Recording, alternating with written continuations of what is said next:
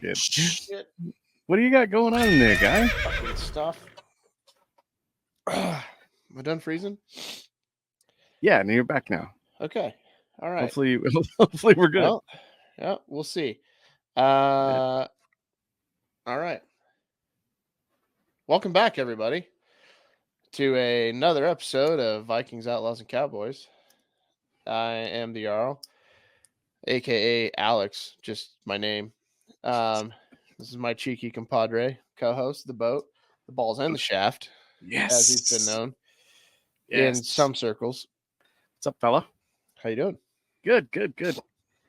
Hope everybody's doing good out there in internet land. Mead maidens and mead guys.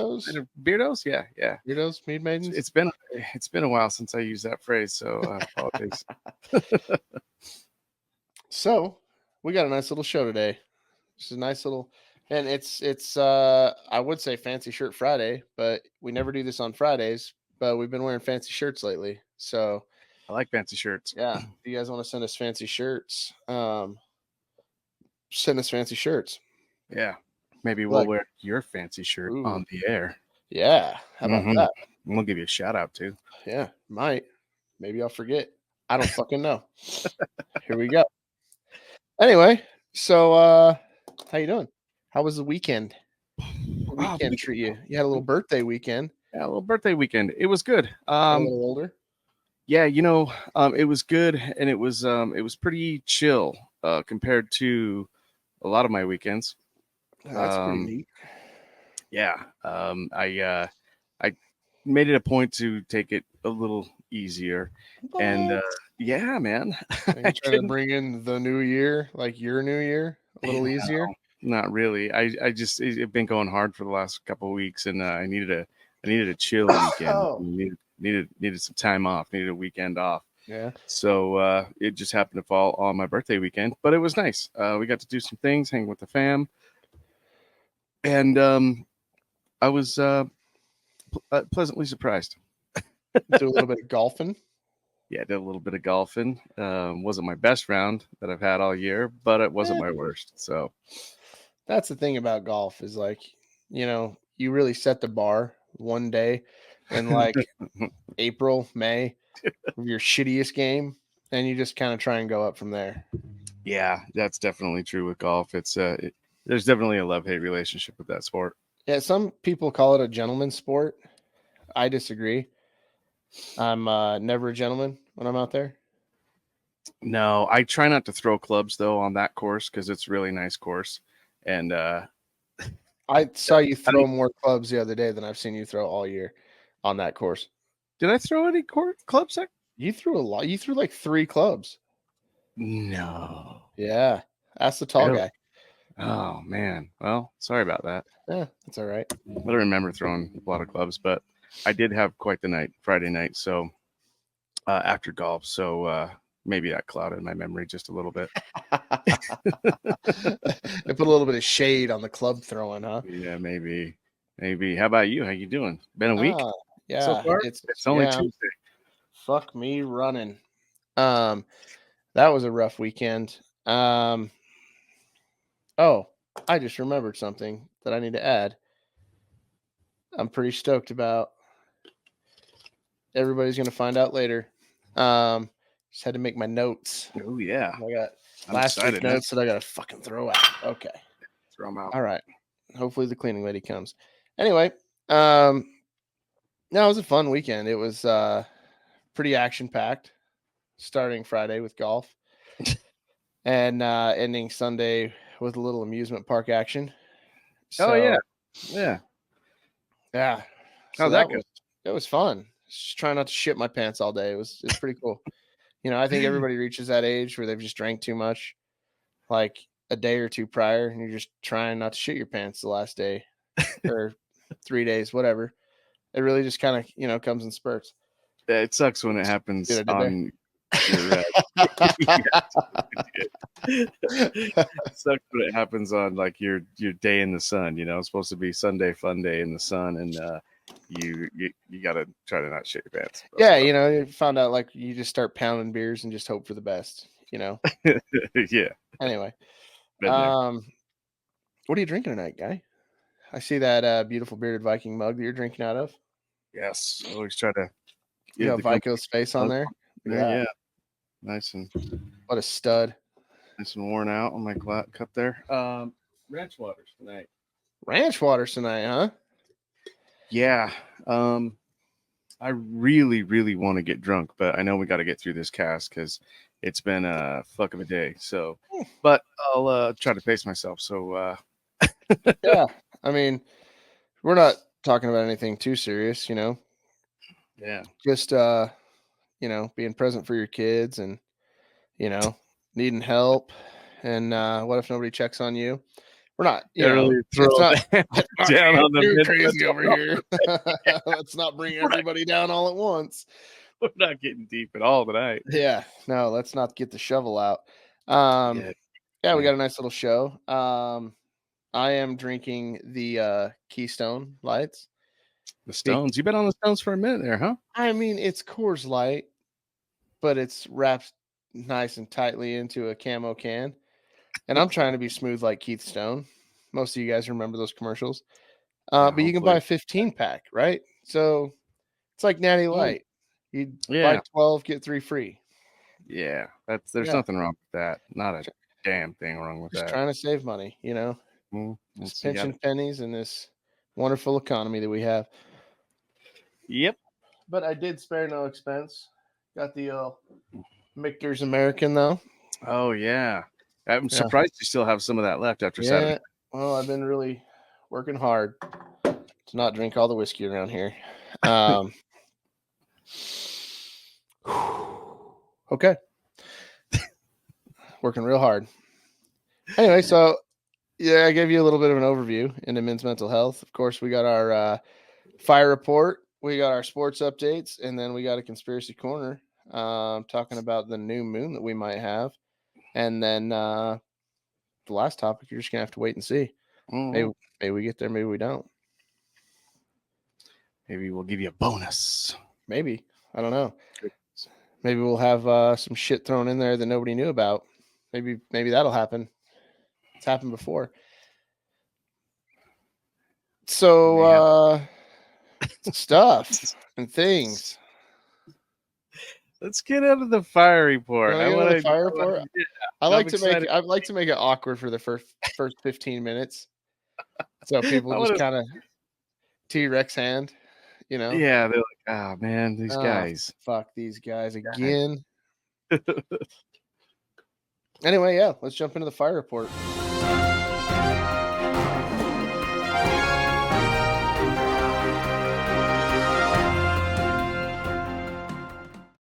Yeah, so the South is on fire, which is you know, a bummer for the Southeast.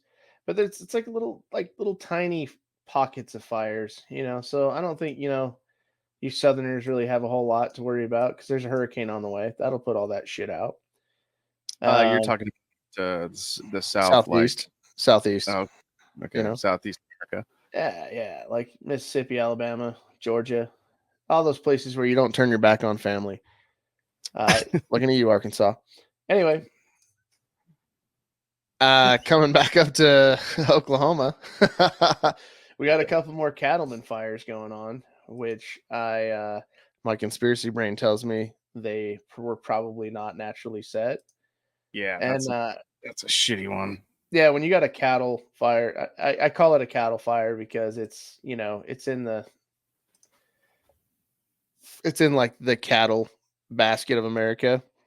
Yeah, you know, right in between Texas and Oklahoma, and the one fire's got like 1 million acres burned.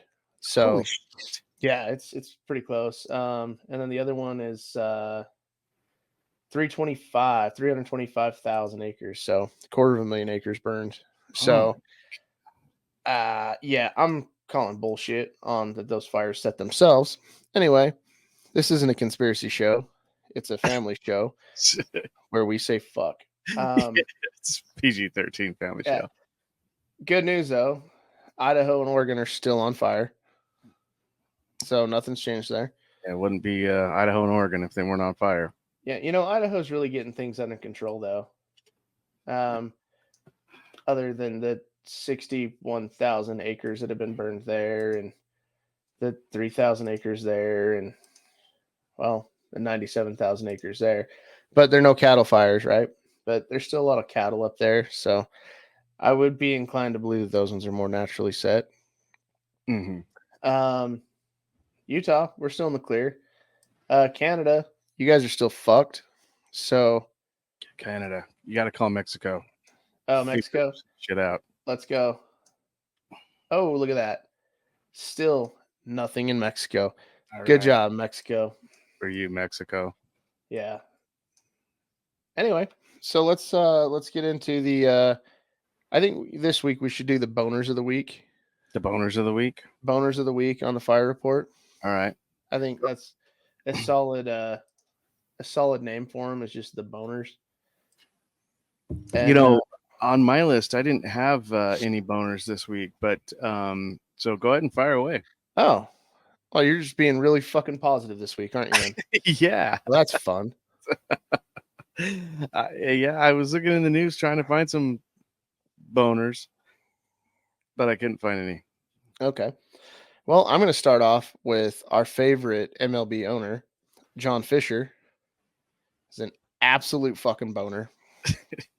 Sending out a letter of praise and thanks and almost apology letter to the Bay fans of the Oakland A's for the last 62 years or something like that.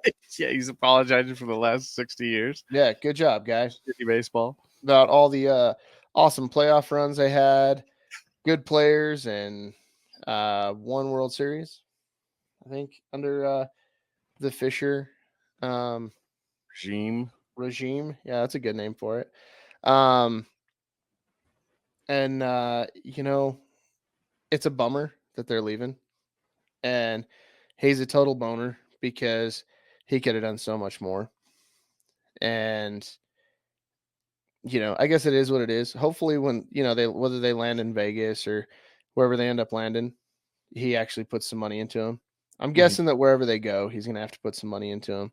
So hopefully he ends up on the fire report at some point, next spring or summer or some shit. But until then, he's on the fire report as a boner.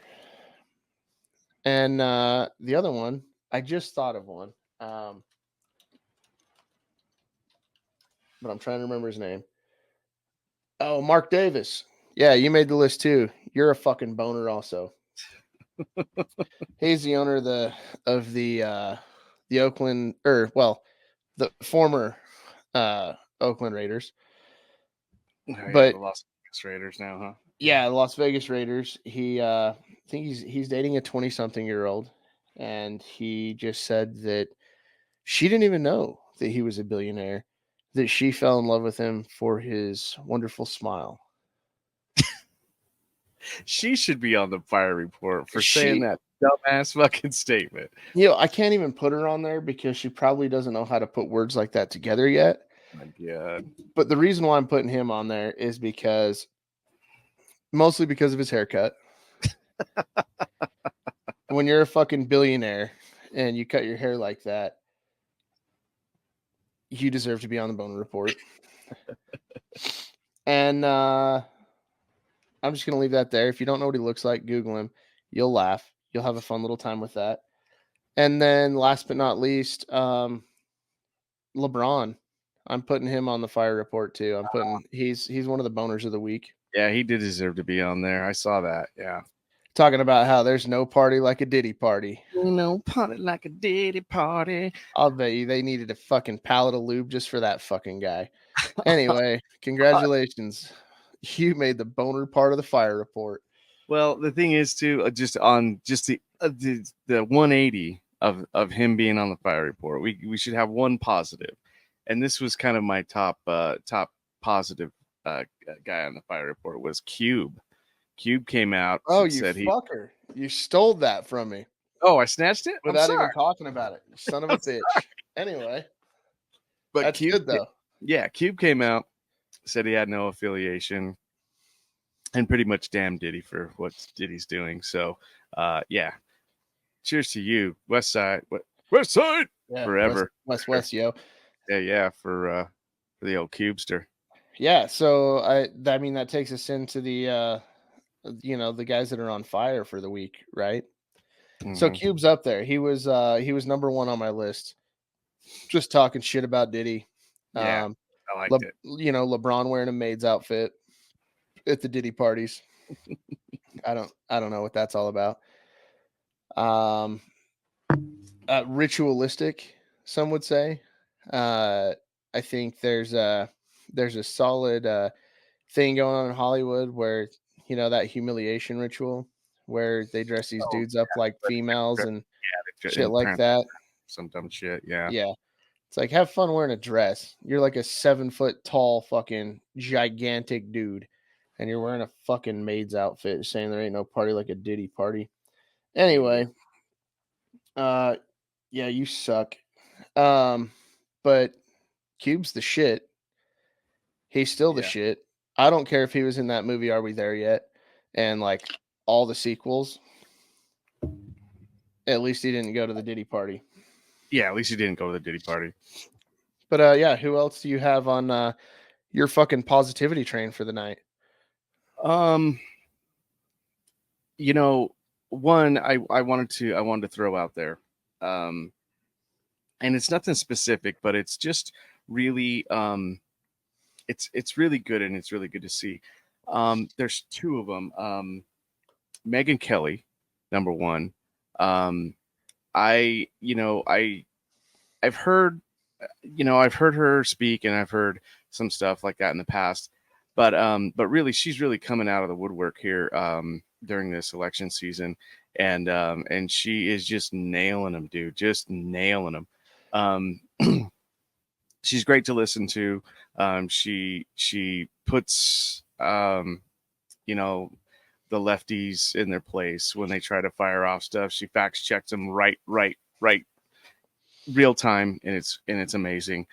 And then that cat, She's not oh, inherently she doesn't like Trump at all.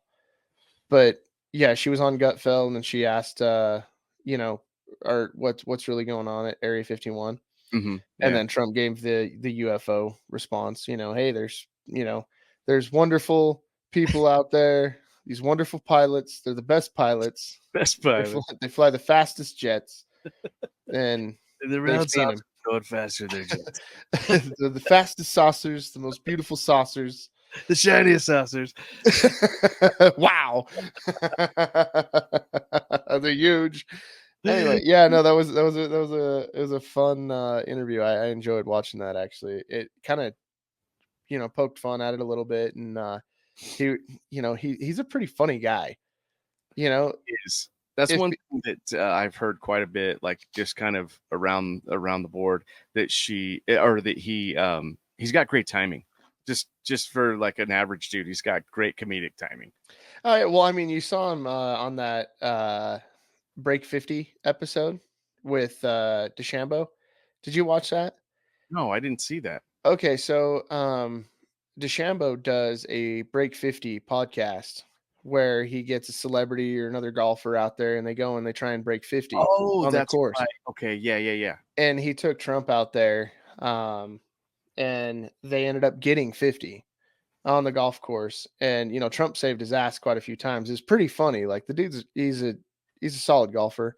He Yeah. parks on the putting green, like doesn't give a fuck. I mean, It's his club, Trump. you It's know. his, yeah. But super funny guy. That's the thing. Is like I hope I get to meet him one day and just get to talk shit and tell lies. Well, the funny thing is about him is, and this is what I like about just kind of humble people, is that after all he's done and the billions and billions and billions of dollars that he's made, he doesn't seem to take himself too seriously. You know what I mean? No, not at all. And that's a cool thing. I like that. Yeah. It's like you feel like you could like hang out and just talk shit all night. Yeah, just slam beers and just have a great time. Yeah. Yeah. I do have one that's sad, but I'm still adding him to the fire report. Um, And the last time he was real big in the news, he was sending dick pics to sideline reporters when he was playing football. He was definitely on the fire report for that. But Brett Favre. Oh, Brett? Yeah, I'm adding him to the fire report. He actually has Parkinson's Oh, I did not know that. due to the he was he was testifying about a breakthrough drug that's funding got cut, and I'm paraphrasing, because of other bullshit that that they decided to move the money towards. Oh, okay. And so he actually has Parkinson's now. He's in the early stages of Parkinson's, and he because of the concussions from football. Sure. Yeah, makes sense. So it's kind of a sad one, but I think he belongs on the fire report. He's bringing some light to what's going on in the NFL and getting hit in the head and shit. He played in the NFL for a long time, and he said he had like over 1,000 concussions. He said he had 4 that were confirmed, and then he's like, but every time I slammed my head back into the turf and saw stars, that's a concussion. That's concussion. Yeah. Every time I woke up and somebody had pissed my pants, I had a concussion. That's a concussion. Yeah. When Yeah. you wake up and somebody shit your pants, that's a concussion, That's folks. a concussion. Just Yeah. chalk that up as a Telltale sign. Okay. That is number 1 on the box. You go out, somebody shits your pants, you had a concussion. Oh my gosh. So I have added Brett Favre to the Good old fire Brett. report. Good old Yeah. Brett.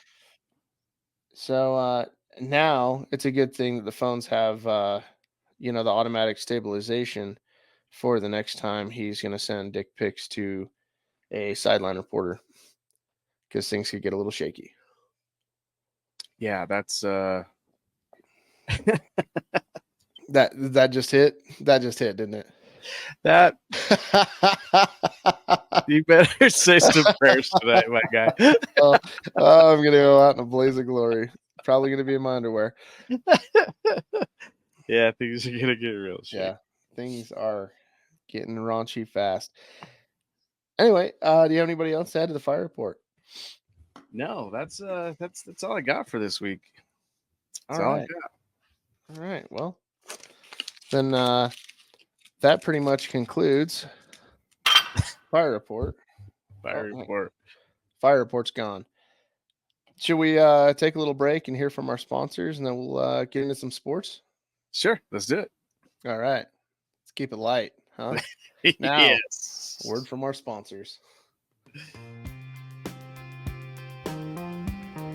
Hey meatheads, meat maidens, beardos, and everyone in between. Boat here for the Bearded Viking, reminding you that our mead is a new go-to drink for all occasions. Pour it out of the fridge, over ice, a cocktail, in a slushie, or even heat it up on a chilly night to warm up. Any way you pour it, you won't be disappointed. With front port shipping available in over 40 states across the U.S., Bearded Viking Mead Co. gives you the freedom to meet up anywhere, anytime. So snag your bottles at beardedviking.com. Gather your crew, pop the cork, pour 'em high, raise your glass, and shock 'em always, gang.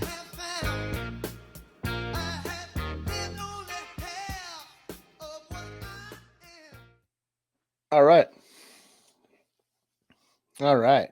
Welcome back. Hope you enjoyed the message from our sponsor, our big main sponsor.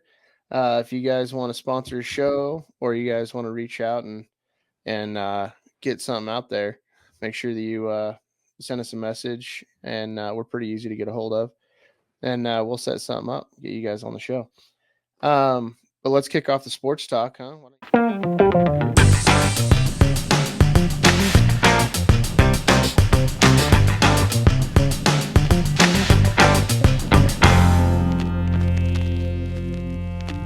You lead us out with the NFL. The NFL. Oh man, I want to sing a song about the NFL, but Let's just Forget spare everybody. spare our listeners with my canary voice. Come on, guy. Well, things got back to normal a little bit this week in the NFL. However, the standings look the same. Buffalo's in the top. Pittsburgh's in the top. Houston Texans are in the top. KC still in the top. Washington Commanders, after a nice win last night over the Bengals, we're still in first, which is awesome. That's pretty neat. Yeah. Minnesota Vikings are in first. New Orleans Saints and the Seahawks. So standings still look pretty good, or pretty the same. But yeah, I want to talk about Jaden Daniels a little bit. Like, he looked like a monster last night. Of course, if you guys don't know who he is, he's a rookie quarterback for our good old Washington Commanders, and formerly known the Redskins. Yeah, he's showing up. He did great. Had great stats. Our defense was lacking a little bit because it was like almost touchdown for touchdown, which is scary. But he played. Yeah, he played his ass off, and he was really impressive. Rookie this year. Hopefully, he's going to be some new breath of hope there in DC. Yeah. See, I mean, Smith is gone. You can't. He's not coming back. You guys, you need somebody at the helm. We have a new owner. We have a new coach. And we have a new quarterback, so hopefully, that trifecta will do something for us. Man, that is scary times in Washington. Yeah, that's like really good or really bad. Yeah, that's scarier than a Kamala inaugural speech. No, a lot of cool stuff happened. The Jets won Monday Night Football against New England. Or Thursday Night Football. That was fucking cool. Haven't seen that in a while. Yeah, their Jets are really they're really hanging it out there this year. I like it. Yeah, old A-Raj just hanging it out there. Yeah, he's not as fast as he used to be, but he's know what? But he was playing like a spring chicken, though. I'll tell you what. Throwing BBs, that's for sure. Yeah, he definitely looked like he was on some uppers in that game. And this will be the first time that I've ever cheered, for the Jets against the Broncos. Oh, so don't let me down, A-Raj. Fuck you, Denver. When are they meeting up? They got the 11 a.m. on Sunday. Sunday. All right, that'll be fun. Yeah. So maybe we'll have to go to the bar for that one. Oh, that would be terrible. I'm not much of a drinker myself, but No. I could probably figure something out. Some water. Yeah. Yeah. There's a lot of cool things happening in the NFL. There's lots of shakeups. Of course, we already talked about Brett Favre, and the Bengals are pretty pissed off right now after that game last night. There's lots of hate articles in the news right now. Yeah, the post game interviews were not as cheery as they were for Washington's side. Yeah, the Ravens are grasping at straws. They're signing veterans to bolster shit. So let's not get too in depth on it, but it's shaping up to be pretty fun. I'm not a huge football guy anymore, but I think that this season could end up being a pretty big shakeup. KC's not winning; they're not blowing people out like they usually do. That's what I'm they're liking. They're still 3-0. Like, don't be worried quite yet. But I don't know. They're playing the Chargers, and honestly, the Chargers probably don't have a chance. Well, what I like, is just it's going to be a fun season, and you're right. I mean, I haven't watched football religiously for a long time, like we used to, but at the same time, I'm liking how this season's looking so far, and give the underdogs a year. Let's have some fun with it. Yeah, it's really shaking up a whole lot of the fantasy football shit too. So, yeah, those fantasy football guys are pissed right now. Have fun with that, boys. That's what I like. All right, well, let's get out of the NFL. What do you think? We'll Yeah, get into some MLB action. I do have an honorable mention. I went to the inaugural Utah. What is it? Utah Hockey Club game last night Yeah. against the LA Kings, and we beat the shit out of them. It Did was we? pretty awesome. I didn't even see the score of that. That was my bad. Yeah, I was watching the football game. So we did end up beating them 3-2 in overtime. But we got the first we got the first 2 goals in the first period, and then there was 2 fights. We won them. Nice. And like it was a nice showdown throwdown. It was pretty cool. I think that the old Coyotes got some fresh life breathed into them coming to Yeah. Utah and being there at the first home preseason game. Whatever, it was pretty cool. I think Utah's ready for them. The stadium was packed, and it's gonna be a fun hockey season. Like, this is not gonna be the last game that I go to. Like, yeah, I want to start. I want to go to some games too. I like hockey. I've always liked going to the games and stuff like that. It's kind of like soccer. Like you go crazy, you go nuts, and have fun with it. But I'm excited. I was excited for the team to come here and for us to actually get a pro team now, and I guess see what we can do. See what we can do to shake up the league. well, the hockey club formerly known as the Coyotes. I mean, they haven't had a sellout crowd in a minute, and they come here for their first preseason game and get a sellout crowd in hockey. That's huge, especially for as big as the Delta Center is. The Delta Center is huge. Well, I think it's unassuming how many hockey fans are in Utah. I mean, we had the Golden Eagles for a long time, but they've been gone for a while. So, really but that the love for hockey in Utah has stayed, which is super cool. Well, and I think it's something out of the norm too for Utah, because we've had the Grizzlies, which is like, I think, like a AAA club for hockey. I have to check tape on that. Don't quote me. A farm club of sorts. Yeah, they're a farm club for sure. But it's really cool, and I didn't realize how young hockey players are. Just in general. But you think about it, and it's kind of like football. Like, it's not an old man's game at all. No, it's not. And it was definitely a launching point for, my new love of hockey. So I'm pretty jacked about that.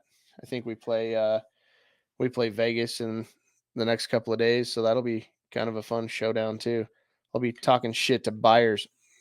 Yeah, I went to a few games over the last few years with our favorite bartender, and she's a crazy hockey fan, and it re-sparked my love for hockey, and just seeing him go out there and bang and have a good time with it. Yeah.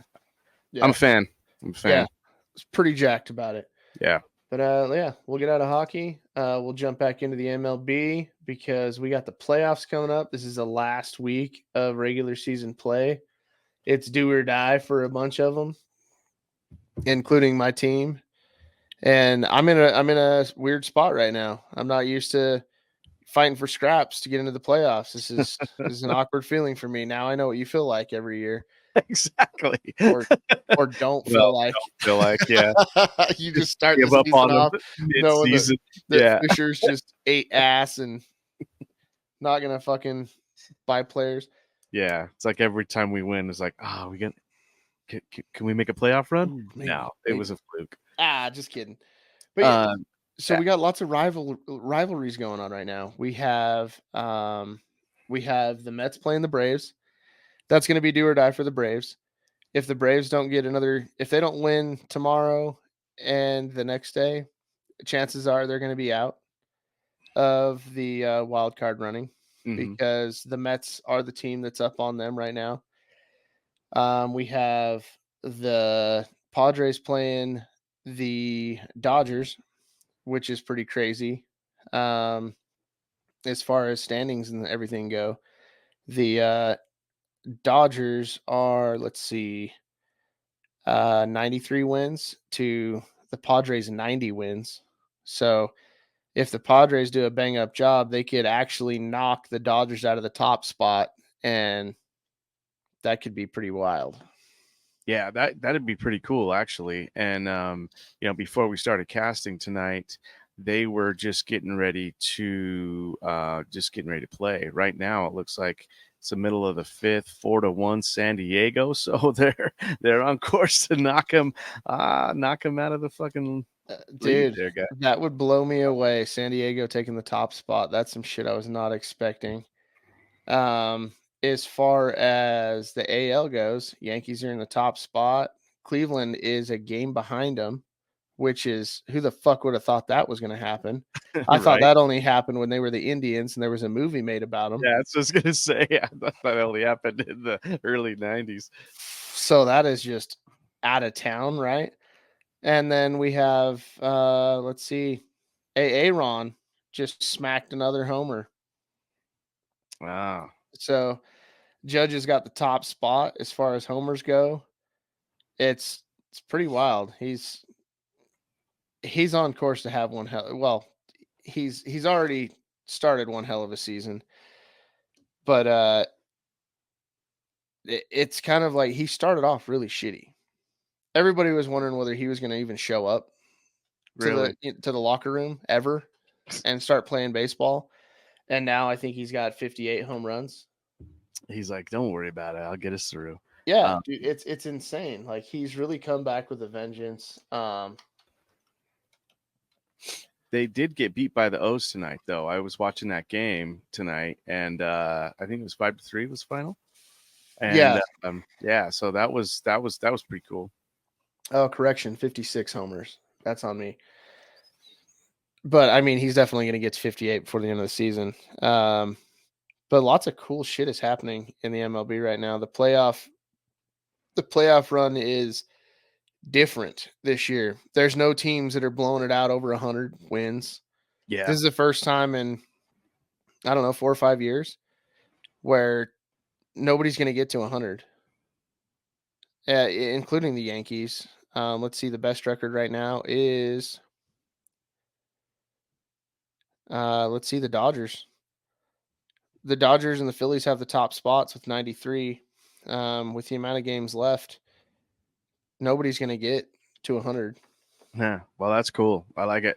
Yeah. Again, it's different. It's it makes it exciting. It's an election year, Yeah. People are going to be thrown out of office real soon here. Man, somebody's going to take the W keys all over again. Mm-hmm. But yeah, so it's been fun doing a little sports segment here and there because a lot of shit is actually happening, and there's at least in the MLB, you got a bunch of teams fighting for the top spot. The NFL is upside down land. I love it. The MLB is kind of upside down land. Yeah. And we're going to be following hockey, so that'll be fun. Fun. This is going to be a fun season here. It is going to be an interesting winter. Mm-hmm. So dig in, get your blankets, and light your fireplace, bitches. We're going to be bringing you the news. And we are out of sports talk. That's all we got, sports talk. That's it. We're not talking about soccer. Short, sweet, fuck you, soccer. Oh, RSL did get a berth, though. RSL did get a berth. I got to say that just because we're in Utah. They're our squad. So RSL got a berth into the playoffs or whatever. But if you like soccer. I don't even understand soccer. Like, do they do playoffs? Yeah, well, they do Cup they Series. Play soccer in the winter. Like, do they just? It's like NASCAR. I don't understand it. Yeah, there's a lot of stuff going. There's a lot of bracketing. Yeah, I think it's a little over bracketed, if you ask me. Yeah, there's like a gajillion fucking teams for every country. Like, are we playing teams in other countries? Are we playing just in the United States? Like, who the fuck are we playing in soccer? Are we even in the MLS legitimately? Yeah, I believe so. Yeah. No, we definitely are. I just don't. I don't subscribe to such things. Especially grown men running around, flopping like LeBron James on a turf field or pitch. Is that what they call it? The pitch. I don't know. So we're second in the West. I think that's what happened. And let's see. So it is the United States. Yeah, it is the It's United States. United States. We're not in the United World States. League. Except for Toronto. You guys fucking whatever. They seem to kind of stick their foot into everywhere, don't they? Oh yeah, so it's LA and Salt Lake, and so okay, this makes a little bit more sense now. For those of you like me that don't know shit about fuck in soccer, we're just playing America. So that's neat. But I mean, we're number 2. Yeah, we're number 2. That's pretty neat. That's pretty cool. So that's all we got to say about soccer. Yeah. Well, they end in ties too. Yeah, that's What dumb. the fuck? That's how you know it's not American. Anyway, that's enough sports talk. That really fucking ruined my night. Fuck you. I'm over that shit. Good old soccer. All right. Well, let's take a quick break. We'll get out sports talk and we will jump into men's mental health. All right. Yeah. Prepare to be dazzled. Diddle-oo, diddle-oo, diddle-oo. Hey, meatheads, meat maidens, beardos, and everyone in between. About here for the Bearded Viking, reminding you that our mead is the new go-to drink for all occasions. Poured out of the fridge, over ice, a cocktail, in a slushy, or even heated up on a chilly night to warm up. Any way you pour it, you won't be disappointed. With front port shipping available in over 40 states across the U.S., Bearded Viking Mead Co. gives you the freedom to meet up anywhere, anytime. So snag your bottles at beardedviking.com. Gather your crew, pop the cork, pour 'em high, raise your glass, and shock 'em always, gang.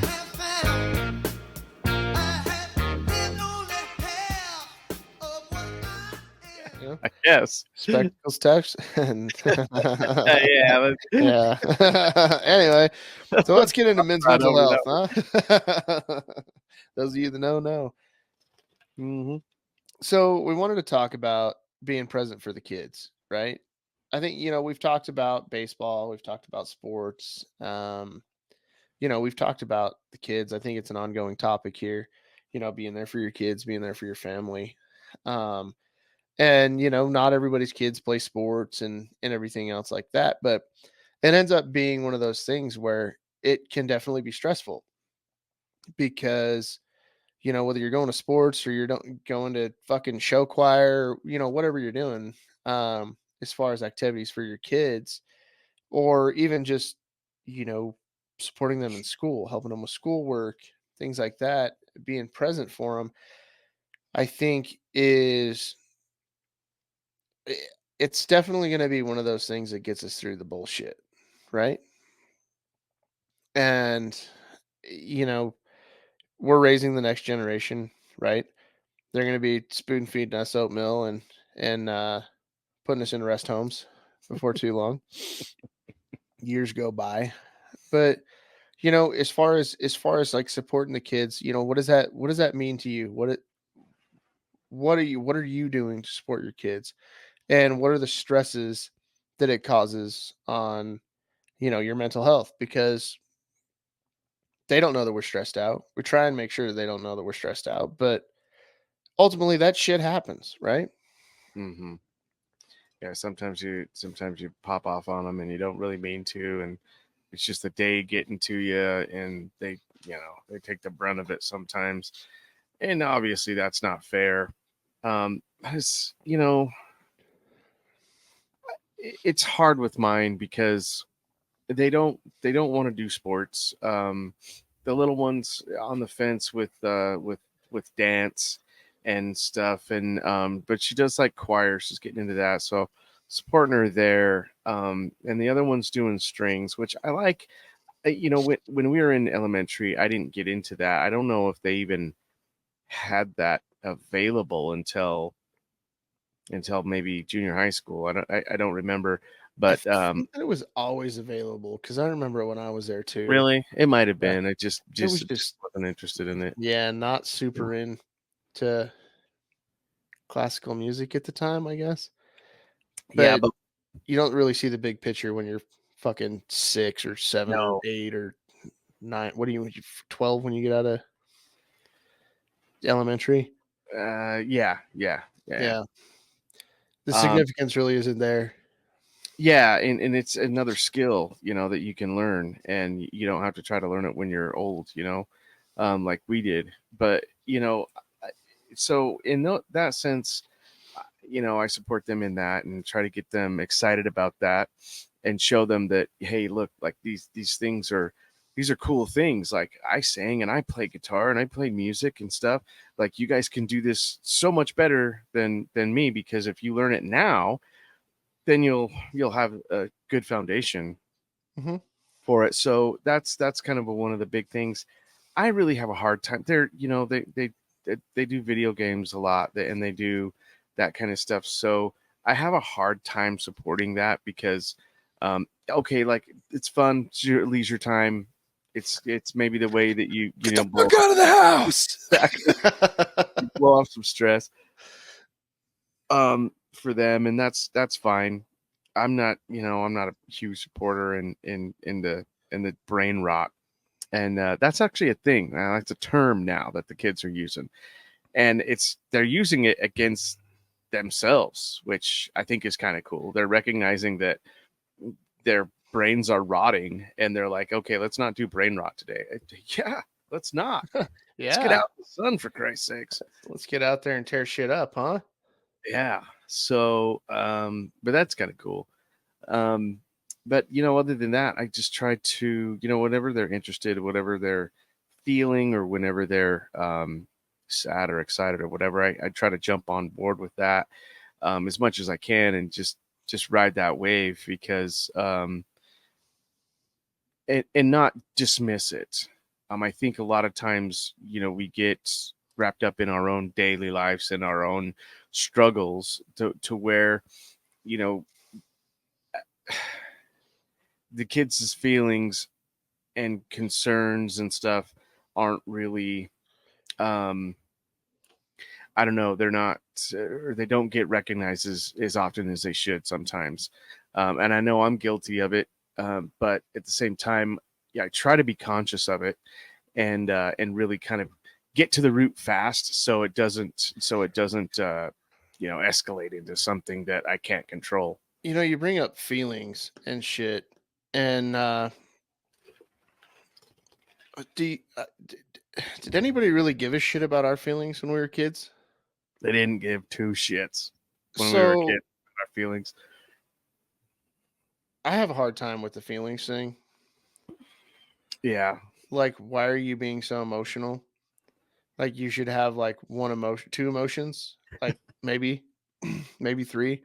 Skinned to me and happy. That's like it. pissed off, sad, yeah, happy, and I gotta poop. So four feelings. Okay. Yeah. Like, I don't know whether we're better for it or worse for it, because we kind of, I wouldn't say that I definitely don't cater to their feelings, my kids at least, but I'm trying to figure out why they have so many feelings. Yeah, I don't necessarily cater to them, but I do try to work through them with them. And I guess a lot of the difference in that is too is girls versus boys. Girls, they're in their feelings a little bit more a little bit more than boys, especially at the time. Now we've got Shark Week going on with one of them and stuff like that. So once a month for about 7 to 10 days, I'm really in the thick of it. Yeah. So there's that. The other one, like I said, she's a Spitfire, so she'll tell you how she feels right now, and you can scream and shout about it, and then it's pretty much over with her. She's pretty good. But what? One thing that I try to do, and I noticed this actually quite a bit this week, as it is Shark Week, and we're only 2 days in, and it feels like it's been a month. You're in the Shark Tank. Yes, I am. So one thing that I do try to stay conscious of is not holding the grudge of the argument. Had a bit of a tiff with the older one last night, and you know, I I got a little noisy with her, and she got a little noisy back, and then that was it. And then and then after that, I just told her, I says, hey, dinner's ready. Come down and eat, hang out, and she was cool, and she didn't. She was like, "Don't you forget that I hate you." Exactly. Yeah. And that was a cool thing, and that's one thing that I think that we do well here, and I don't. I don't. I don't let that go kind of unnoticed by myself or from myself. And whenever we do have an argument or a tip or something like that, the next interaction, I always try to keep positive and just like nothing ever happened, you know. And if they feel like talking about it still, then we can talk about it still. That's fine. But I'm not going to sit and act like I'm pissed at them for the rest of the night. And I don't want them to do the same thing. And if they are, then we can sit down and have a conversation about it and really work through it if it's something that they're really hanging on to. But if they're not, then it's like there's no reason to, hold grudges in the house the rest of the night. That's dumb. Yeah, it's kind of like with the kids, you definitely have to be like water off a duck's butt. Mm-hmm. And you can't really, they're kids, so you can't really hold that grudge. But that, I don't mean to, bring us back, but I'm bringing us back to the whole feelings thing. I don't remember having, at length chats about my fucking feelings, with our mom or our dad, especially dad, right? Yeah. But it just seems, is it like the era of like parenting that we're in, is that us being there for them? Is it us navigating parenthood, trying to be good parents? Or are we being soft? You know what I mean? Like trying to find that in between of being like just batshit crazy or being too soft, I guess. Yeah. Well, and that's kind of a thing. It is, I think it is definitely a difference in culture because kids expect us to recognize their feelings now, where our parents, they just didn't give a shit about them. And we can cry in our room and what they would say, if you're going to cry, go cry in your room. Yeah. Yeah. You end up crying for an hour in your I've room. been known to say that also. Exactly. But I got boys, you got girls. Yeah. It's a little different. I get that. Different. But still, I mean, I've said it before to them. If you're gonna cry about it, go cry somewhere else. I don't want to hear it. And it's all relative to the situation and what we're arguing about or whatever. But at the same time, I know that I'm not perfect, and they know I'm not perfect, and I think that there was that a big of a difference is when we were young, our parents, they didn't show emotion toward us. So it was almost like they couldn't show weakness. You know what I mean? And there's a big part of me that still holds on to that, to where I can't show weakness to these children, and I can't show them that I'm soft, and I'm a pushover, or else they're just going to walk all over me. With girls, it's a little bit different because you do want to be a caring father and somebody that they can look up to, and somebody that they um, can feel comfortable going to and talking to, and I want to keep that feeling there with them, but at the same time, not show them that I'm not a pushover, and I'm not going to say yes to everything, and I'm not going to just cater to them all the time. And that's it. It's a delicate balance, and really trying to master that. Yeah, it's really kind of a weird dynamic for sure. Trying to figure out the do's and don'ts.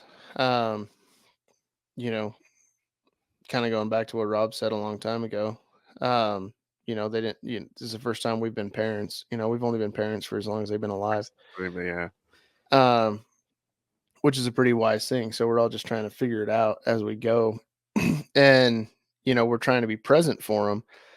And, that can mean a whole lot of different things, like what you're talking about is like you're trying to be like emotionally present for them and, decipher, whether you're being too soft or whether you're being a pushover or anything. Just trying to navigate that, because I think it's, they're going to get to the age of what, like 14 and 15, and then we're just pretty much non-existent. We're just we're just the innkeepers. Yeah. At that point. Fuck you, Dad. Yeah. Yeah, exactly. Can't wait for that one. So it's like you're trying to set them up for success now. So maybe they're less of an asshole later, or they make good choices, and every time they leave the house. Remember who you are. Yeah. Yeah, remember who you are.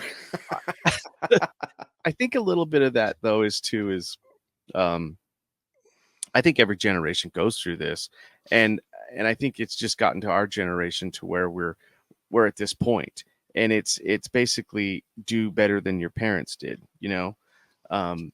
try to be a better parent in some ways that where you thought your parents were lacking, and I don't think there's anything wrong with that.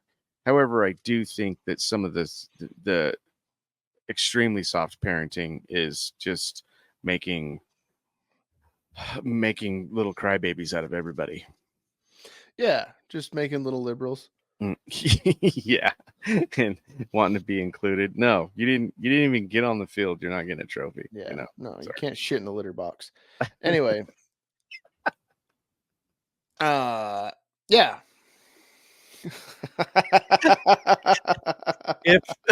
If you're out there and you didn't catch that one's a lot deeper than just get shit in the litter box. So just pause it, take a minute to think about that one. Google it. Anyway, I didn't mean to, but I meant to.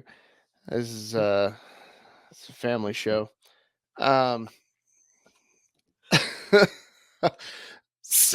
So there's some things out there. Yeah, watch out! Don't let it get its hooks in. So there's definitely some things out there, and I think it's hard. It's hard to be prepared for the things that are coming, and especially for trying to be there for them. And being there for them in sports and stuff like that, or musical performances, or choir recitals and things like that. I think that generally most good parents want to be there for that stuff. But I think if you're not there for it, I think it's kind of important to, change your priority. Yeah. To be there for it. And I understand, there's circumstances where you're not gonna make every game, you're not gonna make every recital. And that's just how the world works right now. And there's divorce, there's stuff. Yeah, there's just stuff, right? Mm-hmm. There's lots of shit going on, and yeah, you'll probably never make it to every single thing. But I think it's important to be there. It bums me out. I see it probably more than I guess a lot of people. Mm-hmm. Just coaching baseball and stuff, seeing the amount of parents that don't actually show up for their kids. And Never understood. Understood. And especially for as much as people are paying for their kids to play sports and stuff now, mm-hmm. I want to see them there for their kids. Their kids get super excited when they're there, so their kids they're happy and they stay up and they're really excited. And for those kids that don't have that support, we try and be that support for them. So instead of just paying attention to, we don't really play daddy ball. If our kid's sucking, then our kid is sitting. Yeah. Or our kid is going down the lineup, or whatever. Yeah. So, we're there to be dads to our kids and we're coaching our kids, but at the same time, we're doing the best to make sure that, we're dads for the other kids too. Yeah. And kind of putting it all into them and showing up for them, even when, mom and dad might not be, or mom or dad, whatever. Mm-hmm. And it's kind of tough to see, at least in like the sports aspect of it, showing up. And then, you know, scholastically, dude, like showing up for him's pretty rough. Because, you know, you've worked all day, you've done whatever you've done all day, and then you got to come home, the kids are home, dinner and homework, trying to be there for them to get smarter and pass their classes and do better and everything, you know, and that starts to weigh on you quite a bit. And, you know, for people with older kids, you know, you guys have already gone through it. You guys obviously figured it out. And hopefully your kids are productive members of society. But for the rest of us with younger kids, we're still trying to make sure that, you know, they're not dumb and they grow up to be productive members of society, you know? So, you know, it's tough, right? Yeah. Well, and I think that with scholastically too, if you're not involved in what they're doing and you're not, you know, you're not asking the questions, because I know with us, it's, you know, when I pick them up from school, how was your day? It's okay, blah, blah, blah. Small talk.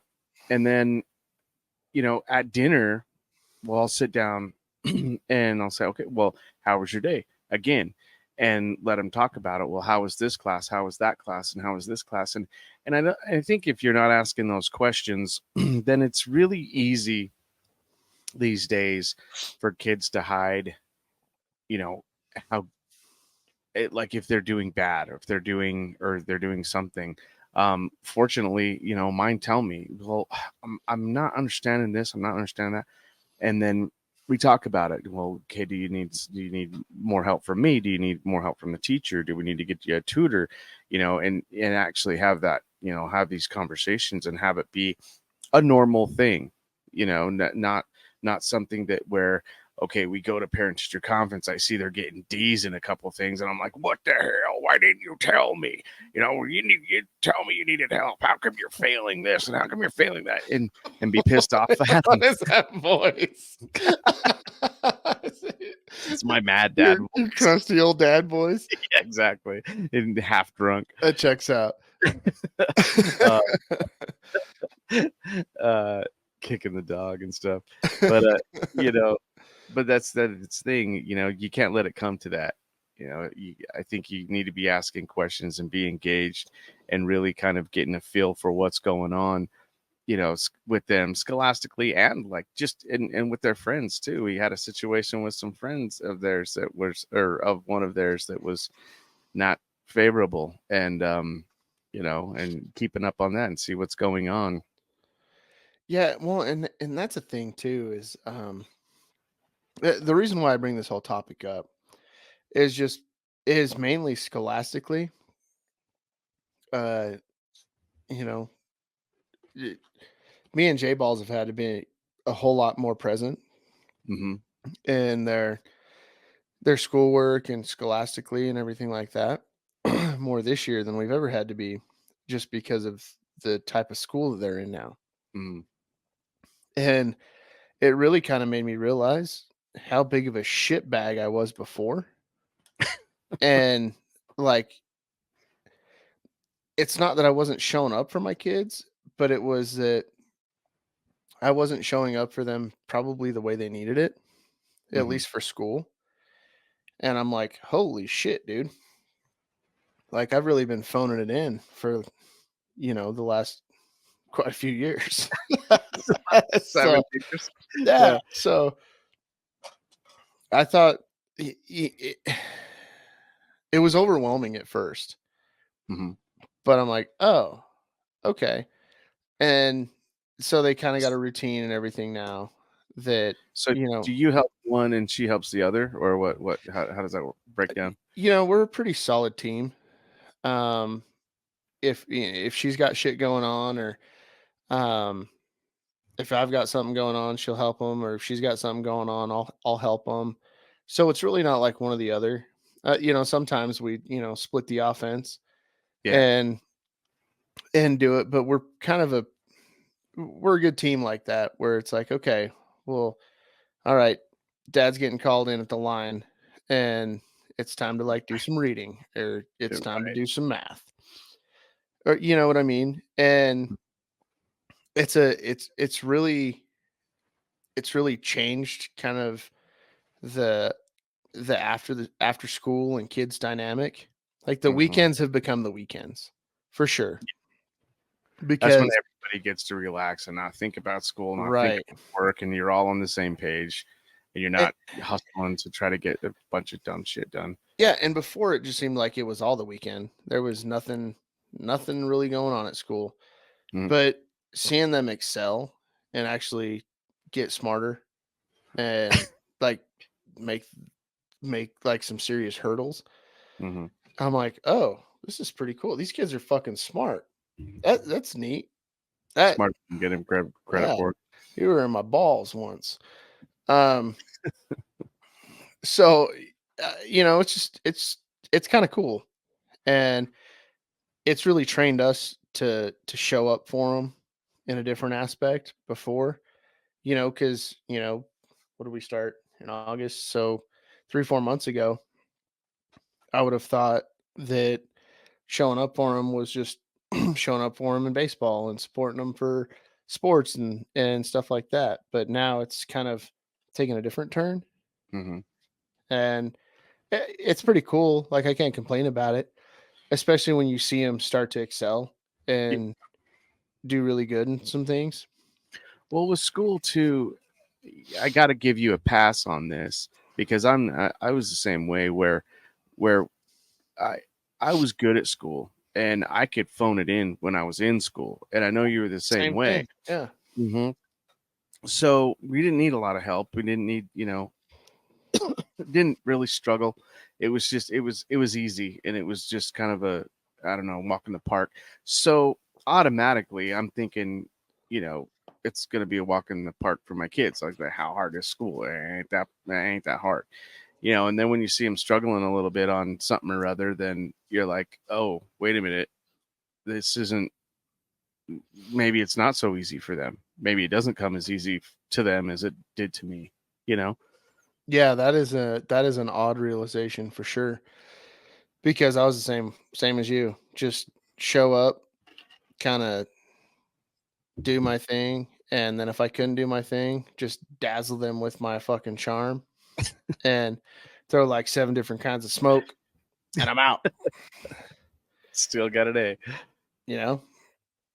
Yeah. So, yeah, that was it's definitely different times, and I think showing up for them is definitely important, and it can be different levels now, and I think I've Mm. learned that, and yeah, I think as a parent, it's super stressful, and I think creating a routine has been what's been most helpful to make Yeah. sure that we're kind of showing up. So, and I know that you guys have a routine Mhm. for, after school and everything like that. And it's just kind of not been a thing for us. Right. It's been very wily. But It's just out of control. yeah, I would definitely encourage, people to if you don't have a routine, get in a routine and try and be present. Yeah. Well, routines kind of, and I realize this the hard way, is routines include yourself as well. So you not only have to maintain the routine, but you actually have to be a part of the routine. And I learned that the hard way. Yeah. Yeah. No, that was a fucking eye opener.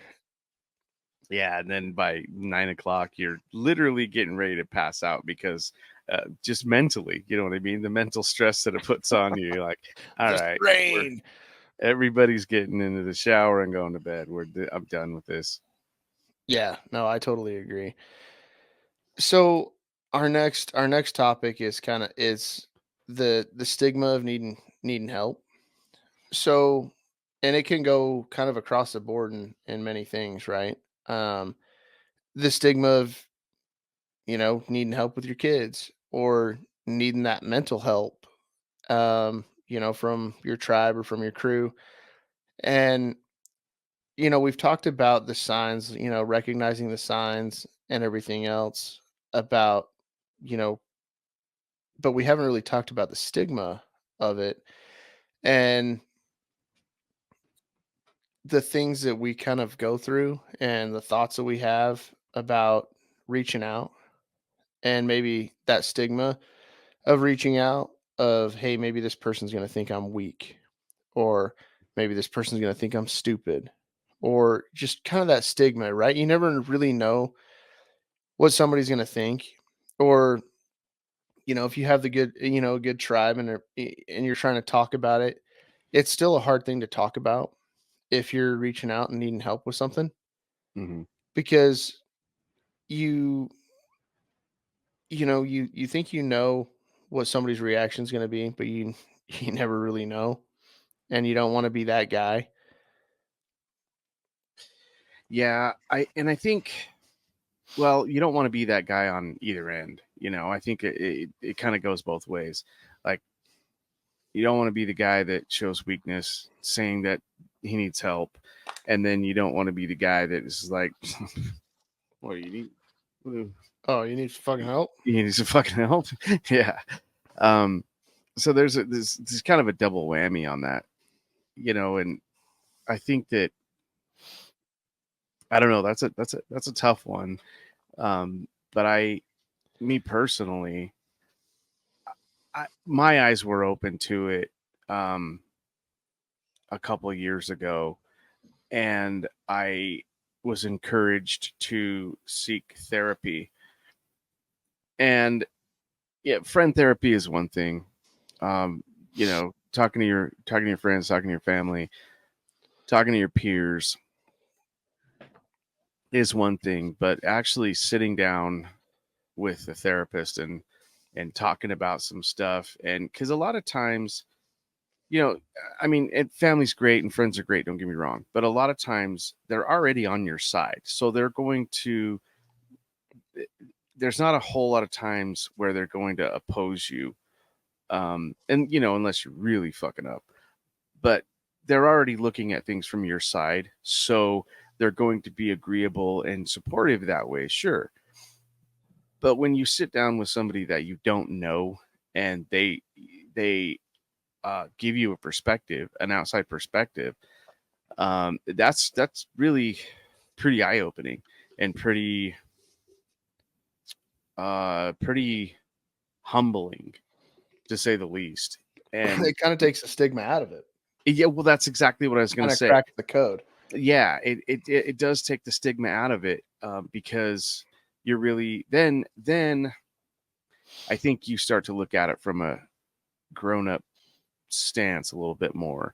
And apologies if you disagree with this, but I think a lot of stigma comes from trying to uphold a you know uh, A a stigma, persona, a persona, or a stigma about yourself. mhm. Pride. So yeah, pride. And then when that gets knocked down a little bit by something like this, asking for help or something, then you feel like there's a stigma about you, or people are whispering behind your back or something like that. But when say you talk to a professional and you see this, you really start to internalize that shit's really not that important. And whatever somebody's saying behind my back is it that's okay, that's fine for them, if that, but it really should have not it should have no effect on me. And then you're right, it takes the stigma out of it, and it really turns it into, okay, well, I really have some shit to work on. And oh, there's a gnat in here. Fucking And if I nasty. if I can't figure out me, then there ought to be a stigma about me because I'm an asshole, like, according to what this therapist is saying. You know what I mean? Well, and I think that might be why you might have hit the nail on the head. That might be why people don't seek out help outside of, you know, their, you know, immediate family or friends or something like that, is because they're worried about what people are going to say about them, and that stigma of like, oh yeah, this guy, he's all fucked up, he needs help or, you know, whatever it might be. Because we're always thinking about that, right? But going and seeking that third party help kind of takes all the freaking all the steam out of, you know, the stigma or the thought of, hey, this person's fucked up, or hey, these people are going to think that I'm fucking crazy.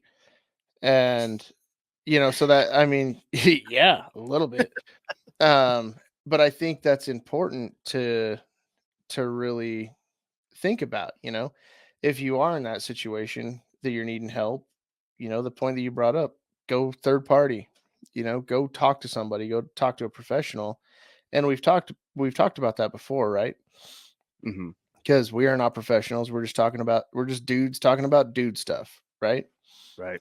And, you know, seeking out that professional help definitely helps get rid of that stigma or that little thing that's crawling in the back of your head thinking that, you know, people are going to be think different of you or be talking about you. Well, and I think a lot of people too have a they don't want to do it because it's hard. They think it's going to be hard, and I tell you right now, it is hard.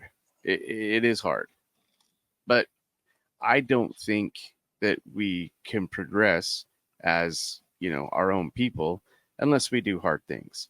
And really, as adults, that I think that that's kind of how we should progress and really keep growing as adults, is to do hard things, learn new things that are hard, pick up heavy things, confront the fears that we have with an open mind. Because I think that if we're not doing that, then we just stay stagnant and we don't grow as adults. And I think that that's sad, and it's a waste of adulthood, I guess.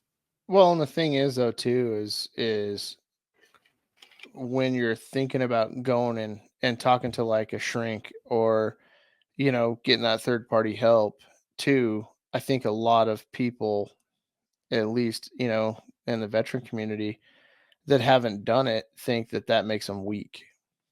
Mm-hmm. And that's another stigma that's really hard to get over. And it, you know, some people can't even get out of their own way with that because they think if they go and talk to somebody, then that means they're weak because they couldn't handle it themselves or they couldn't figure it out themselves. But really, if you go and do it, you'll be able to see, hey, I wasn't weak. I was strong and I was smart for doing this. And now I Exactly. have some more tools in my toolkit to figure this shit out or figure out the next thing that's coming. And, you know, I could be speaking out of both sides of my mouth right now because I haven't gone and done it. You know, the only time I've gone and done it is like during a fucking psych eval for the Yeah. VA and shit For the like VA. that. I'm like, Mhm. this is fucking uncomfortable. And so it's really hard to put yourself or see yourself in that vulnerable situation or that vulnerable state, especially if you if you know that you're fucked up or that something's fucked up, but you don't really know what it is. Mhm. You don't know what the cause is, or you know what I mean? Just Yeah. really trying to do the exploration of what made me who I am. Why am I fucked up? You know, like that type of shit. Mhm. I think that's the part that people get stuck on, thinking that they're weak because they have to go do it. Well, and I think too that people think that you have to figure it all out in one session, and that's not the case, obviously, and it's not. You know, it's a work in progress, and I think looking at it as a work in progress is a good thing, and it kind of helps you internalize that it's not, you know, this is not a weakness, it's a strength. I think you nailed that on the head, because it is a strength to admit to yourself that you have something that is that you're not able to fix yourself, and going and seeking help for it. That's probably one of the strongest things that somebody can do. But realizing and admitting to yourself there is something when you don't want to admit that is huge as well. And keeping that in your conscience, you know? Well, and it kind of takes us into the next topic that we have is, what if no one checks on you, Mm-hmm. right? And there's a stigma of needing help, but there's also there's a lot of people out there that nobody checks on them, right? Everybody thinks that they're okay all the time. Mm-hmm. And I think that's an important thing to realize too is you know there's I could use myself as an example. I I'm always making sure people are good, checking on people, but I can count on, one hand how many times people have reached out and seen and checked on me, whether, hey, are you okay? Mm-hmm. Are you doing all right, dude? You know what I mean? Mm-hmm. So that, the question that I pose, what if nobody checks on you? Then, you might constantly be stewing or trying to figure out, what the fuck is going on with you, but outwardly trying to make sure that everybody else is okay. Yeah. So that automatically keeps the eyes off of you. I think that happens more often than we admit or realize, to be honest. And that can be a scary thing. And, you know, not necessarily, I mean, it can be a hurtful thing as well. But I think that you're right. I mean, I was looking at that question in a totally different way. And I'm glad that it was brought this way because the way I was thinking about it was pretty morbid. I can see that. Yeah, I can see that too. What if nobody checks on you? Now then I'm just dead in front of my TV in my underwear. Exactly. They're gonna find me with a real surprise on their hands. Yeah. Yeah, I think you're right. And I experienced it firsthand with the old man. And he doesn't listen to this, so we can talk about him a little bit here. But there was a time, when after the divorce where he was by himself, and I'd call him weekly, or he'd call me, and he'd check on me, and he checked on me a lot, especially like during that COVID time. I needed a lot of help, and I went to him for a lot of help. I went to you for help. I went to mom for help. And it was a rough time, but there was, I felt like after the fact, I felt like calling calling and checking on somebody is one thing, but I didn't think had been to the house for probably 3 or 4 months. And like when I got to the house and like actually saw him, I was like, wait, what the fuck, guy? It was a little bit of a slap in the face, and a slap in my own face. Like I should have been. I'm 5 minutes away. I should have been over here 3 times a week, just checking on him and hanging and bullshitting and having dinner and all that kind of stuff. And I really felt bad about that, and tried to look at it in a different way. Like this is important, especially with family. Yeah, well, and the thing is too is like sometimes you don't realize it. You don't see it. Just kind of like what you talked about. You don't see it. You don't know when to show up.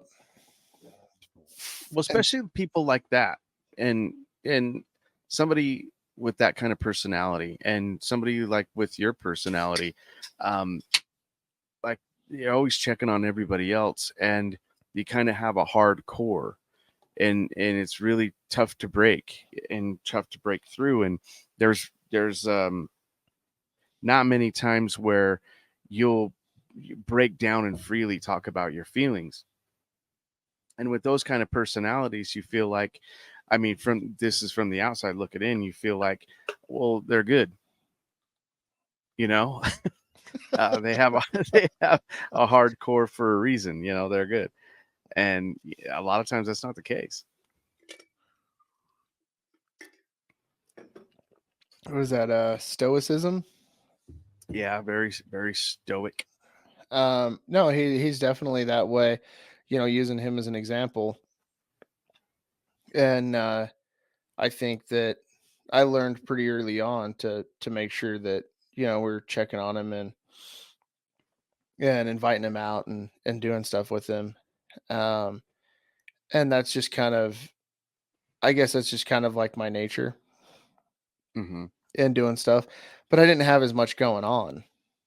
Yeah. Especially during that time, that COVID time and all that. I was just kind of hanging out. I've always worked from home. The wife's working from home, and using that COVID time as an example. I think we lost a lot of people during that time. That nobody asked if they were okay. Nobody checked on them, and they just kind of went their wayward way, I guess. Yeah. And I think that there's definitely times where people come in and out of your lives, and that's okay. But it's definitely important to reach out and check on people, and you know that, I guess, stoicism and everything. People don't really call to check on you, and I could just use this as a personal example. Is so it's like, most of the time I'm just fine. I just don't really give a shit, and you know just kind of doing my thing. And but very rare, if I don't, you know, call or text back or whatever, nobody's like, oh, they're, usually it's everybody's like, oh, he's just doing something. Mm-hmm. But nobody will call and be like, hey, are you okay? Or text, hey, you okay? You know what I mean? Mm-hmm. So it's just kind of, there's people that that you need to do that with, for sure. We always call and text and check on Murph, make sure Murph's doing all right. And we all have, a handful of people that we, hey, let's make sure they're doing all right. Yeah. Just to make sure that everybody's in the right headspace. But, sometimes I guess it's a little bit rough, because sometimes you're like, well, fuck. Is anybody out there does anybody out there care? Is anybody out there thinking about it? Like, you know what I mean? Yeah. I think there is. But I think that people are too caught up in their own dealings and in their own daily lives. And I think that, that's one thing that I would like to get back, just in general. We've talked about the drop by time and time and time again, but at the same time, it's just that mentality of checking in and just, dropping by, whether it be a text message or a phone call, more often to more people, and maybe people that you wouldn't even think to call or check in on, because they may be the people that need it the most. Go ahead. No, go for it. I was going to say, on the other hand, sometimes it's really hard. There's a couple people that I've called to check on, and we've had a great conversation, and they needed to be checked on. And then we've had a great conversation, and it led to, hanging out, got some food. I said, okay, well, we need to do this for each other more often. Yeah, let's do. Okay, then a couple weeks go by, and I went to check on him. This happened with two different people. Went to check on him again, and got nothing. Like, absolutely nothing. like not even text back. Mm-hmm. And that's hard. And I know, just the personalities of those people. I didn't like sit and badger him and pester him or whatever, but I thought, okay, well, maybe they're busy. They'll get back to me later on or whatever. And then, 2-3 days pass and I don't hear back from him. It's like, okay, well, maybe they don't want to hear from me anymore. I don't know. It's weird. And those are kind of things that happen too. And that bothers me when you're trying to give somebody genuine care and genuine thought and you don't get anything back. Not even it, because like if you didn't want to talk to me, you're like, hey, thanks for checking on me a few weeks ago and I enjoyed our lunch, but I'm really not in the headspace or I don't have the time to kind of keep up the relationship that we talked about, you know what I mean, of checking on each other or whatever. And that's all I need. I mean, I think that the honesty part. Yeah, the honesty part is important for sure. Without beating a dead horse, I think that, kind of leaving this one open, that, this topic a little bit open and kind of letting people mull through it, how they're going to mull through it. The final thought that I want to leave people with is just kind of, check on those that check on you, and I think good rule of thumb. Yeah, I think it's a pretty good rule of thumb. Check on those that check on you and, make sure they're okay too. And we've always talked about, you get that gut feeling you need to check on somebody. It's probably right. You need to go check on them. Call them, check on them, go over. Yeah. So let's leave the men's mental health at that and let people mull that over. I do have to give a shout out to Uncle Nick. He left us a comment on our last cast, on our 9/11 cast. And he said, I don't know if I'd say we triumphed over evil regarding the events of 9/11 and all that followed, though. And I can totally accept exactly what he said. Yeah, I don't know if we triumphed over it. Looking at it from that aspect, there was a lot of things that we did that probably created more evil in the world. Mm-hmm. We did a lot of things that made us feel better as a country and that healed us, from the inside out. But we definitely, and I don't know if his response maybe warranted this or that he was going there with it, but we created a lot of evil too. I don't disagree. So, our triumph over evil, we might have made ourselves feel better and got ourselves into a better place as a country, but we definitely created a lot of evil. And, two wrongs don't make a right. Mm-hmm. And that's the problem with fucking doing what we do, Yeah. is sometimes we're the evil person. And I could definitely see his point. That was a really profound comment. Whether he meant it or not, whether he meant it to be or not, Yeah. So shout out to Uncle Nick. That stands out when it comes to comments and talking about the events of 9/11. Yeah. Much appreciated, brother. Yeah. Cheers to Uncle Nick. Yeah. Cheers to Uncle Nick. Mm-hmm. Well, should we dive into some Conspiracy Corner? Yeah, let's take a break. We'll dive into Conspiracy Corner. And we'll leave you guys feeling really fucking confused. Let's take a break. Full of emotion. All right.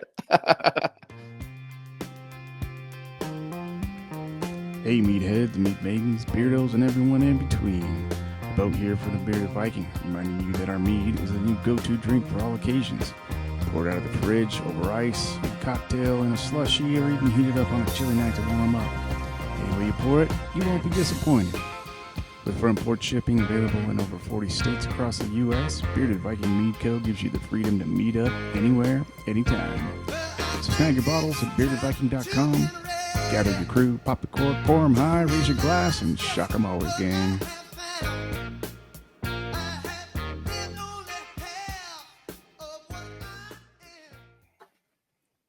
Ready, All set, right. go. All right. Well, welcome back, everybody, from break.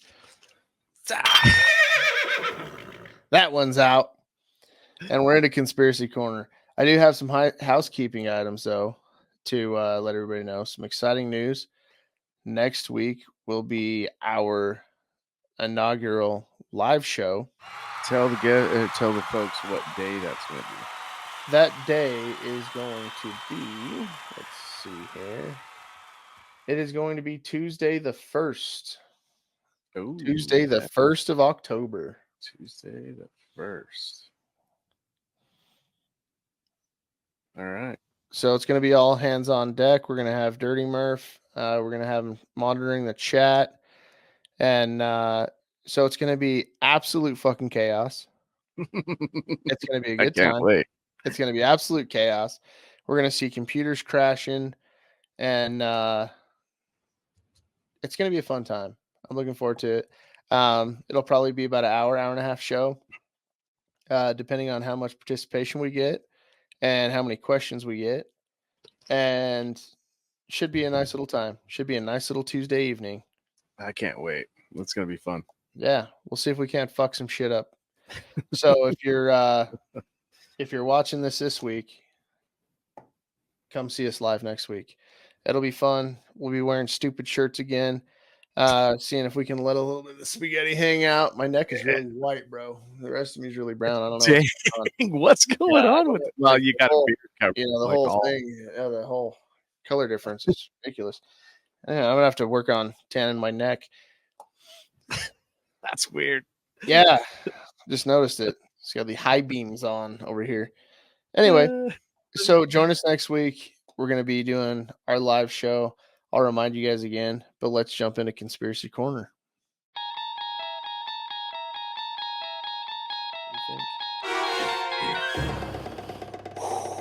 How do you feel about the new moon that's about to orbit us? I don't know how I feel about it. On one hand, I feel like it's a test almost. I feel like it's a test. It's a test. I feel like there's something going on in our cosmos that our government knows that we don't know, and I feel like it might be a test to see how we react to something as out of the norm cosmically as this is, because for centuries and centuries and centuries we've had one moon, and now you're telling me that we're getting another one for what do they say, 59 days or something? Roughly 2 months. Yeah, pretty close. Yeah. I almost think it's a test. I think it's an experiment. I think I hope there's not mass hysteria about it. Hopefully they're getting the news out early enough to where people don't freak the fuck out. But there's that whole conspiracy that our moon was towed into place a very long time ago. Yeah, we've talked about that one. Yeah, and we've talked about that. So I kind of think that this is the same thing. I think it's getting towed into place. Yeah. So, but for what reason, I don't know. And I'm a little afraid about what's going to happen with the tides and what's going to happen with the weather. Because I think naturally, if you put something else in our orbit, its gravity is going to have an effect on the Earth's. It won't.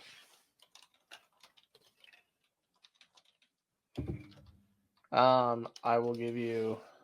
All right, Captain Kirk. All right. All right. So we are heading out right now. We're about to engage the new planetary Body. yeah, the new planetary body, the celestial figure, some would say, is only 33 feet. Oh, okay. So you're going to need a pretty big telescope. I'm going to go out and I'm going to buy a telescope. Don't tell my wife.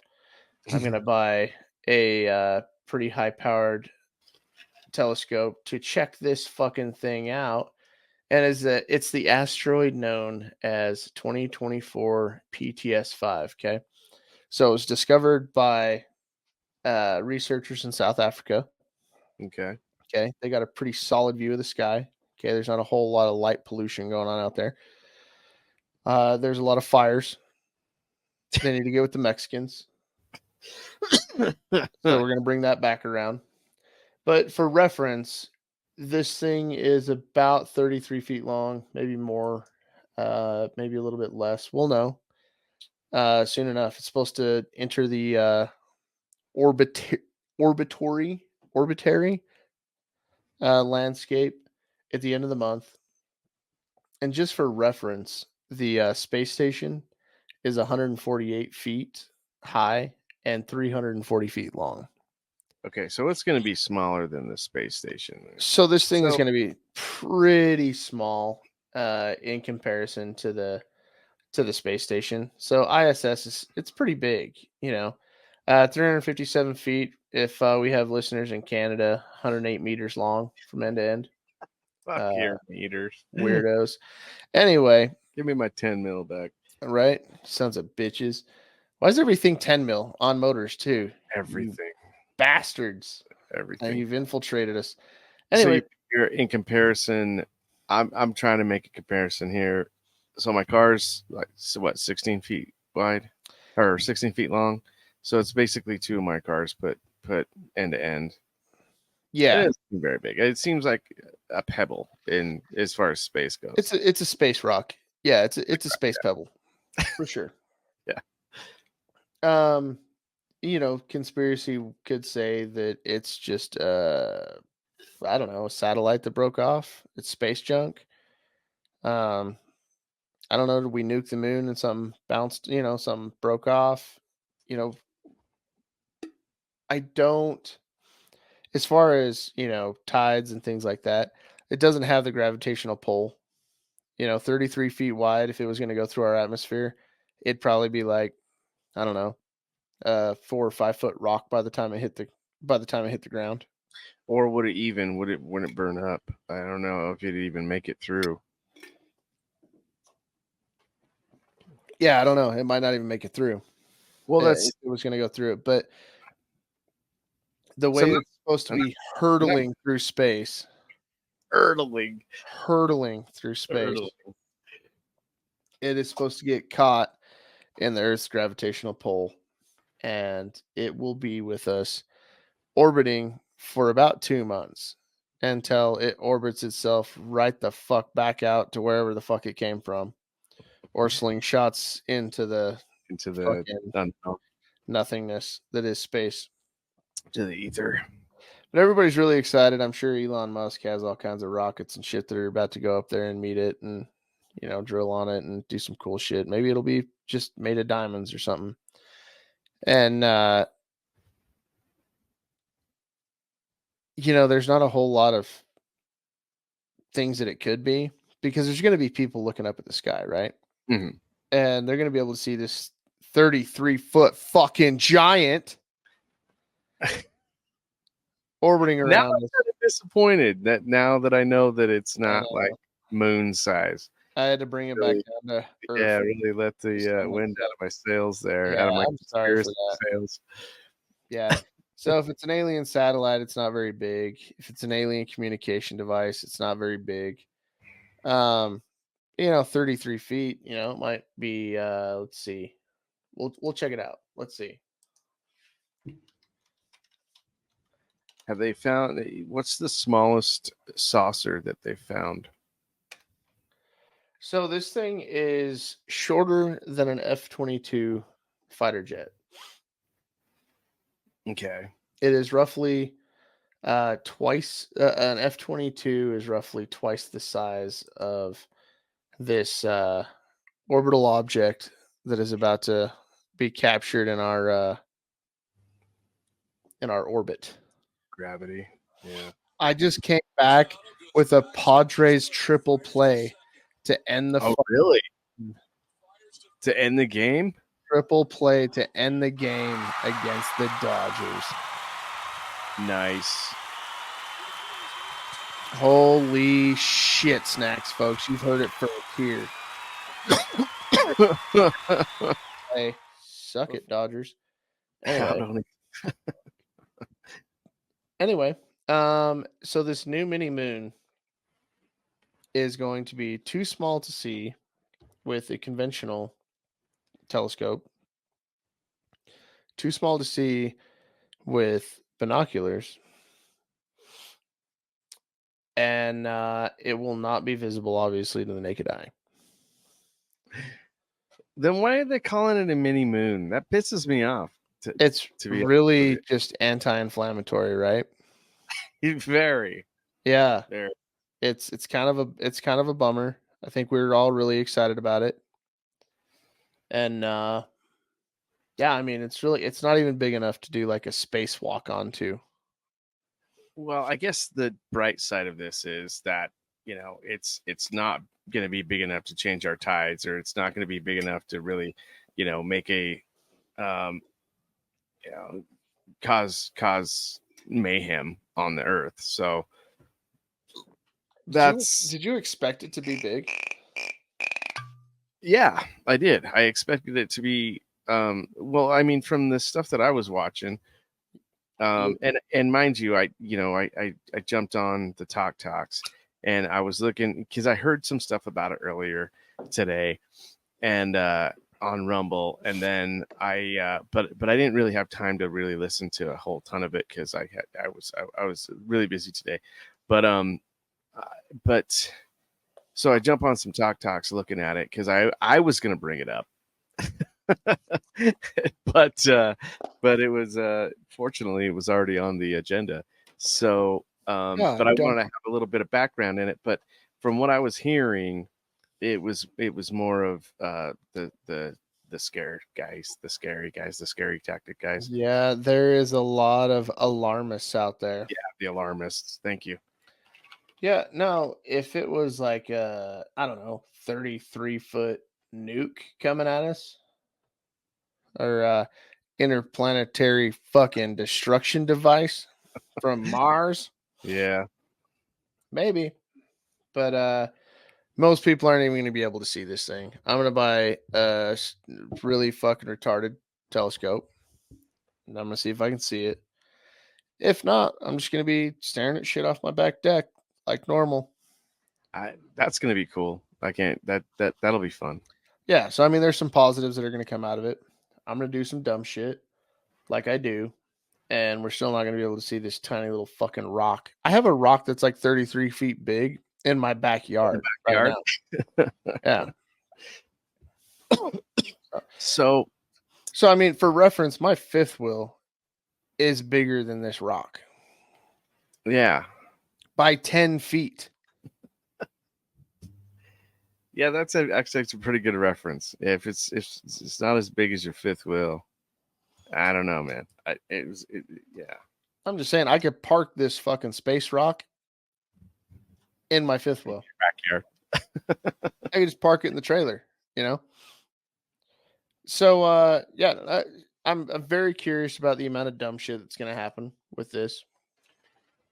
I'm going to, just go out on a limb and say that somebody's going to go up there, and obviously NASA's going to be monitoring it now that these South African scientists discovered it. Mm-hmm. And I think there's probably still a solid chance that it could wipe out a whole bunch of space junk, send some shit hurtling back to Earth, which would be cool. We haven't really spiced things up during the election ever. No. These fucking guys. I'm still standing by my first statement, though. I do think it's going to be a test. I guess maybe now that I know that it's not, as big as our moon or close to the size, maybe it's not a man-made thing, a man-made test, but it's still going to test the psyche of everybody on the earth. It's going to test the psyche of the dumb shits that don't listen to Vikings, Outlaws, and Cowboys, where we're bringing the facts. We're bringing the heat. Yeah, we're letting you guys know it's nothing to worry about. But it potentially could knock some shit out of whack. I don't know exactly what it's like parallel parking, right? In space. If in fact everything is exactly as it seems and the Earth is represented as round and spacious up there, I mean, there's definitely it's parallel parking a 33-foot rock between a whole bunch of fucking satellites and shit that we have spinning around. It's gonna be pretty tough. So there could be, potential disaster coming as far as like, hey, heads up, there's some shit coming. There's some And shit falling to Earth backyard. because, yeah, I mean, like, I guess if we look up, let's see, let's get out of this. Let's get into some real shit, right?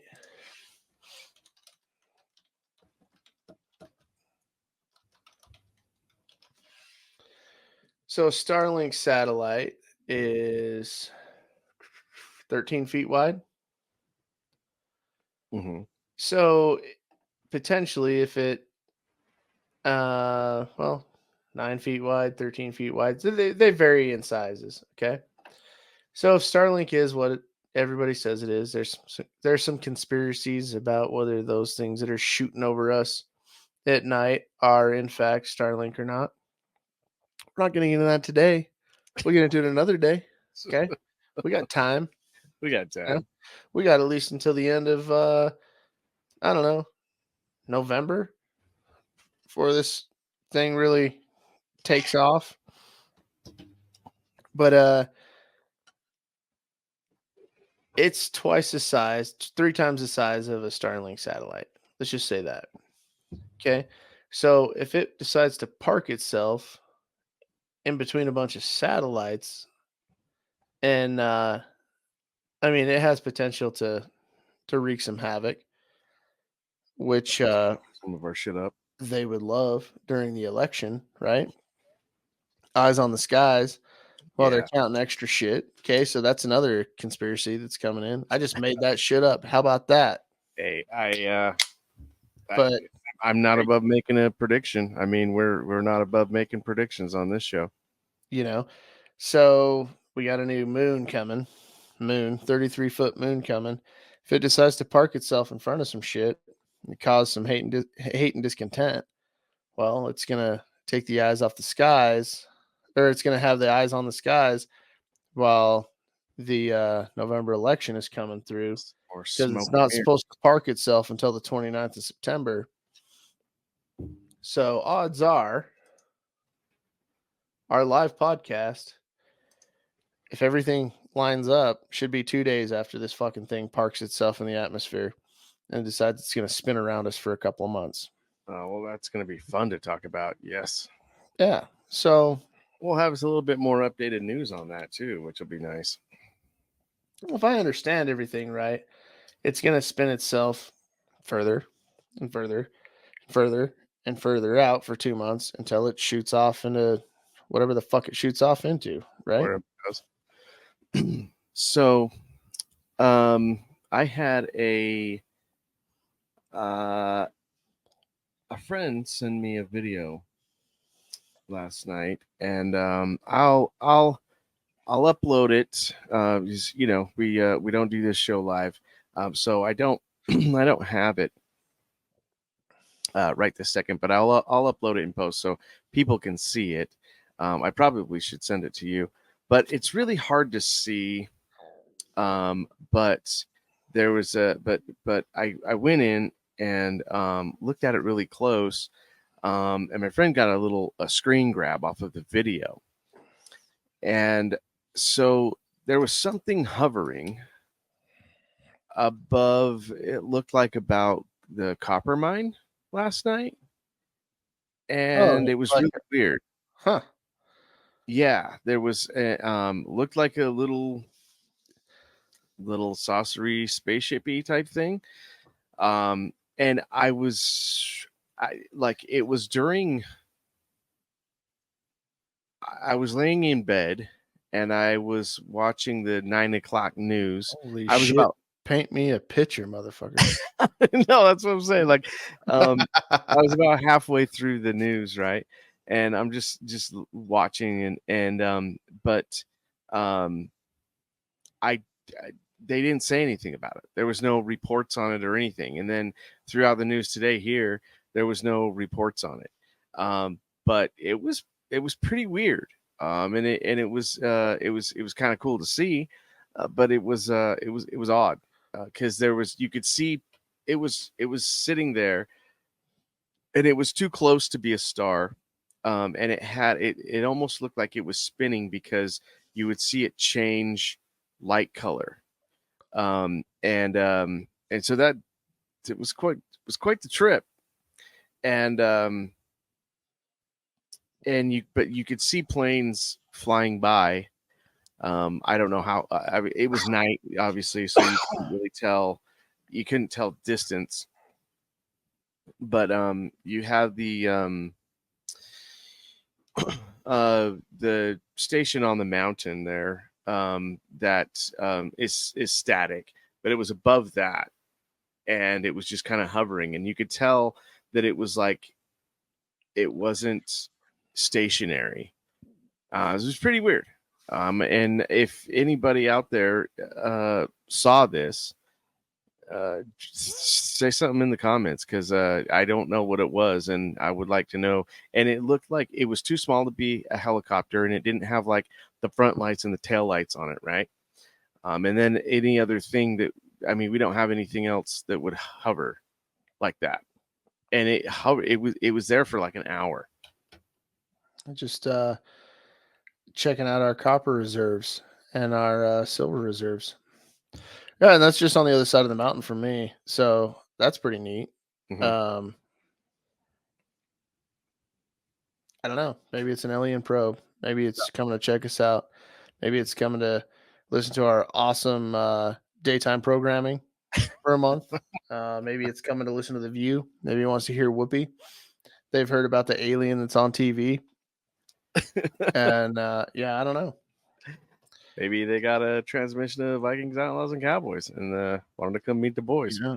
You better watch out. If we're fucking space cowboys, space Vikings, and space outlaws, you got another thing coming, folks.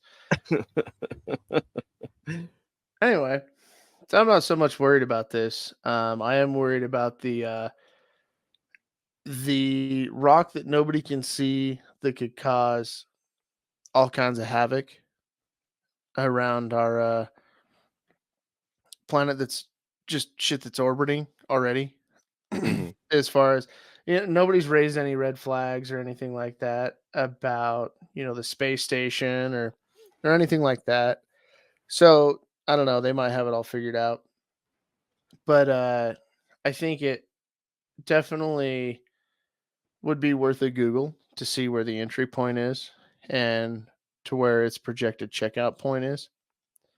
Yeah, that's very like fun space stuff. Yeah, just check out space. Space is cool.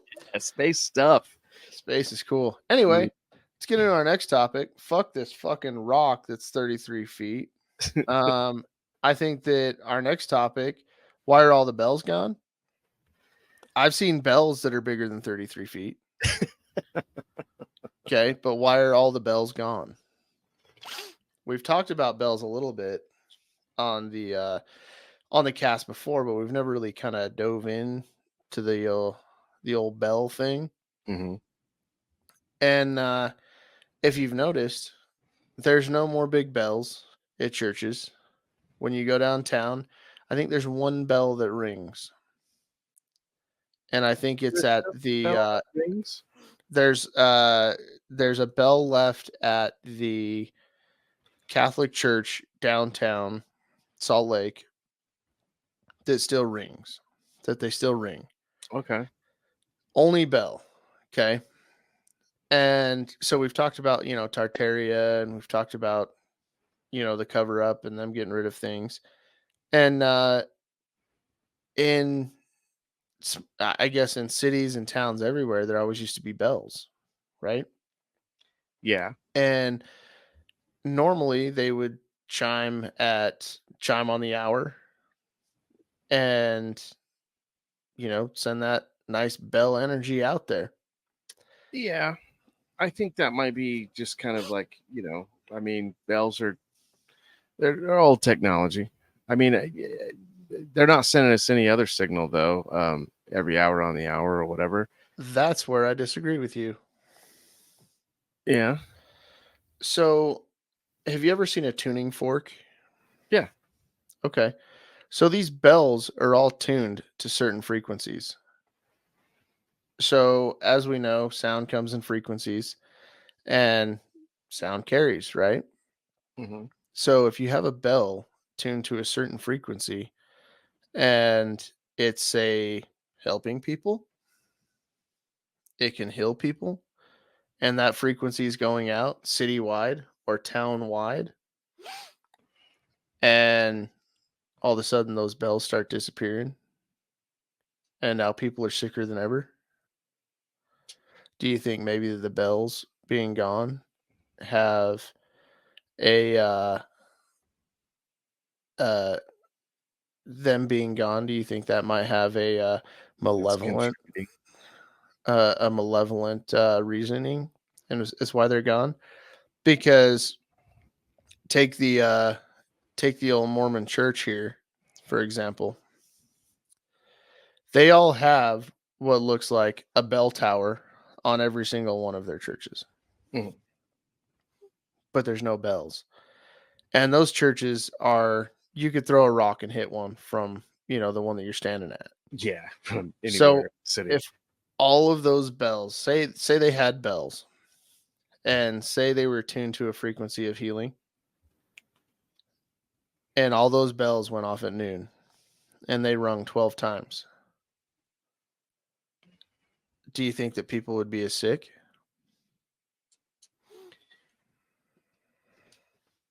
No, I don't think so. I mean, I believe in that. I believe in the frequencies of like the healing frequency. I really do. They And have a gigantic temple downtown, right? A gigantic building. It's a beautiful Mhm. building.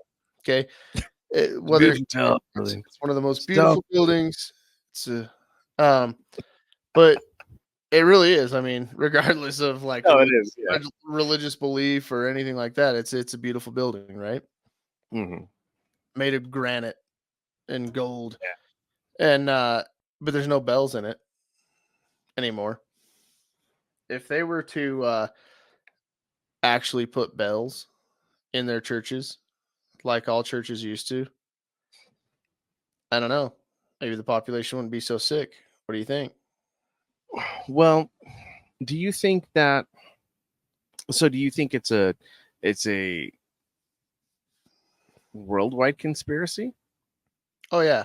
I think this falls into the history books with like Tartaria and all that, where they said let's get rid of the bells. And it's very, if you start looking at it, it starts getting creepier and creepier and creepier because these things were huge. Okay. They carted them around the country. Okay. When the country, they carted them from the East Coast all the way out west, Mm-hmm. to have a gigantic bell in a church out west. So you're talking early 1800s, bells everywhere and, ringing to let people know it's time for church or, just what time it is. Okay. High noon, the bell's ringing. Okay. And they're gone now. And if you start digging into it, a lot of the bells have not been melted down. They've been broken. Mm-hmm. So they've cracked them, kind of like the Liberty Bell. Yeah, like the Liberty Bell. And yeah, there's no foreshadowing there. Liberty Bell, looking at you, Philadelphia.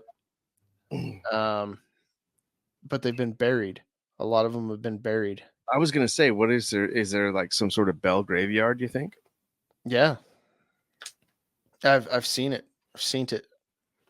Seen it on the webs? Yes, but it's kind of a weird little conspiracy to get into, and it's kind of scary because of the amount of things that sound frequencies can do.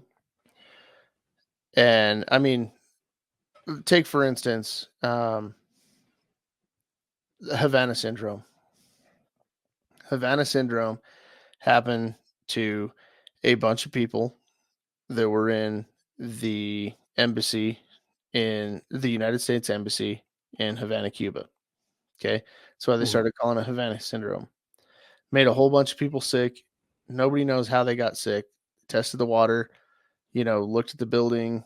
Like it wasn't just asbestos, stuff like that. People getting sick for like days and days and days. And so what they surmised is that somebody was using sound frequencies to basically penetrate the building and make the people that were in the building sick. That's like the short and sweet of it, right? So we know that sound frequencies can penetrate walls, can, go through people and can wreak a lot of havoc on, kind of your internals. Yeah. So if a bell is tuned right and you have bells going off that can heal people and make people feel better, but you get rid of those bells, it's kind of the same kind of warfare, just in reverse. You're getting rid of stuff that's helping people, but you're still channeling sound frequencies that can hurt people. Well, do you think that so? Where does that line up with the horns that have been heard around the world? They're just and they're not. They can't be explained. A lot of people are trying to explain them off as like, train horns or this or that, but they're a lot louder and they go on for a lot longer than a train horn would, and it's a different tone and everything like that. Do you think that has something to play into it? I would say so. Almost like that's the frequency that's hurting people.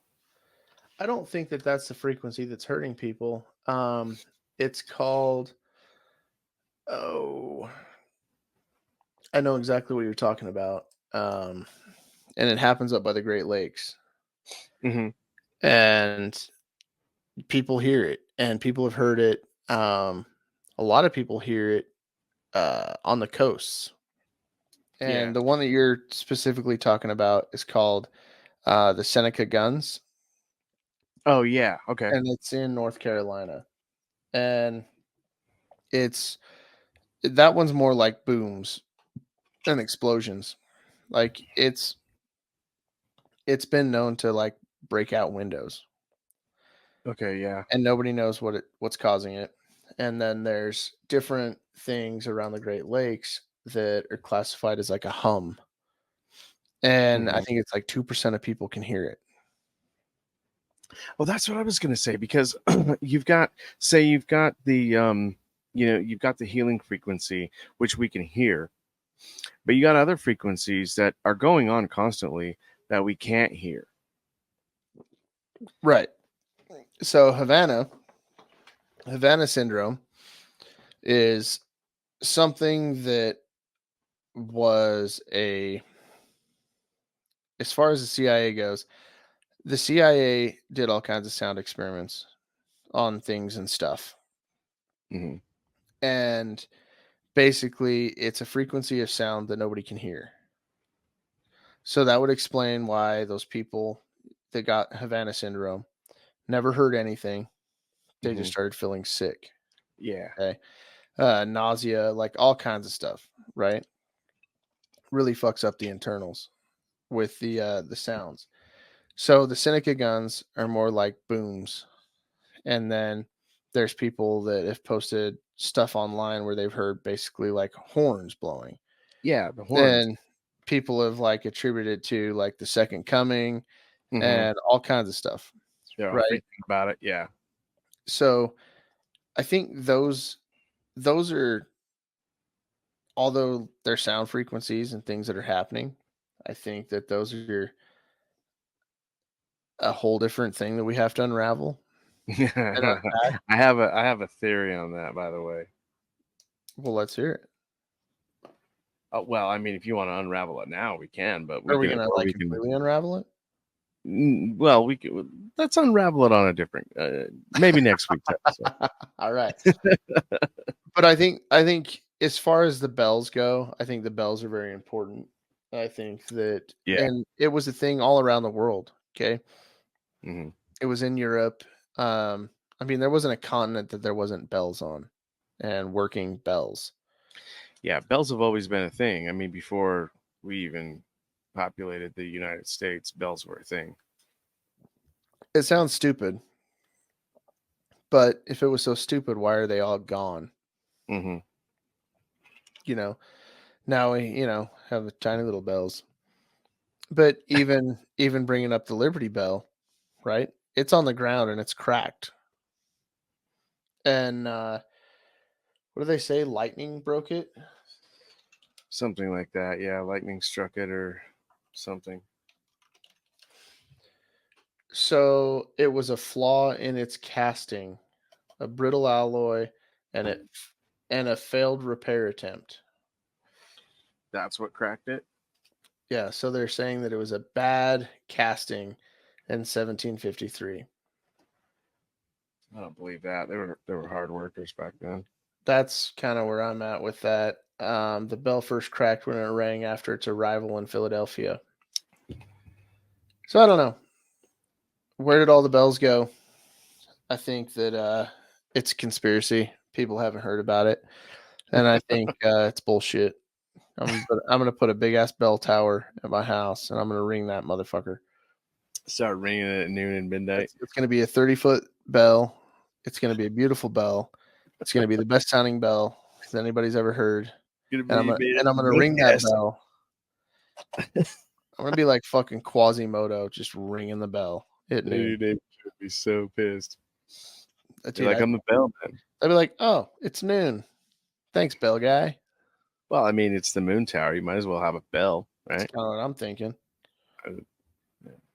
Everybody's just gonna think I'm that weird guy at the top that just rings the bell. Like Quasimodo. That's comedy. It's like, what's he doing up there? Just ringing bells. I don't know. Bell tower. I don't know, but everybody really feels good in the community. Yeah.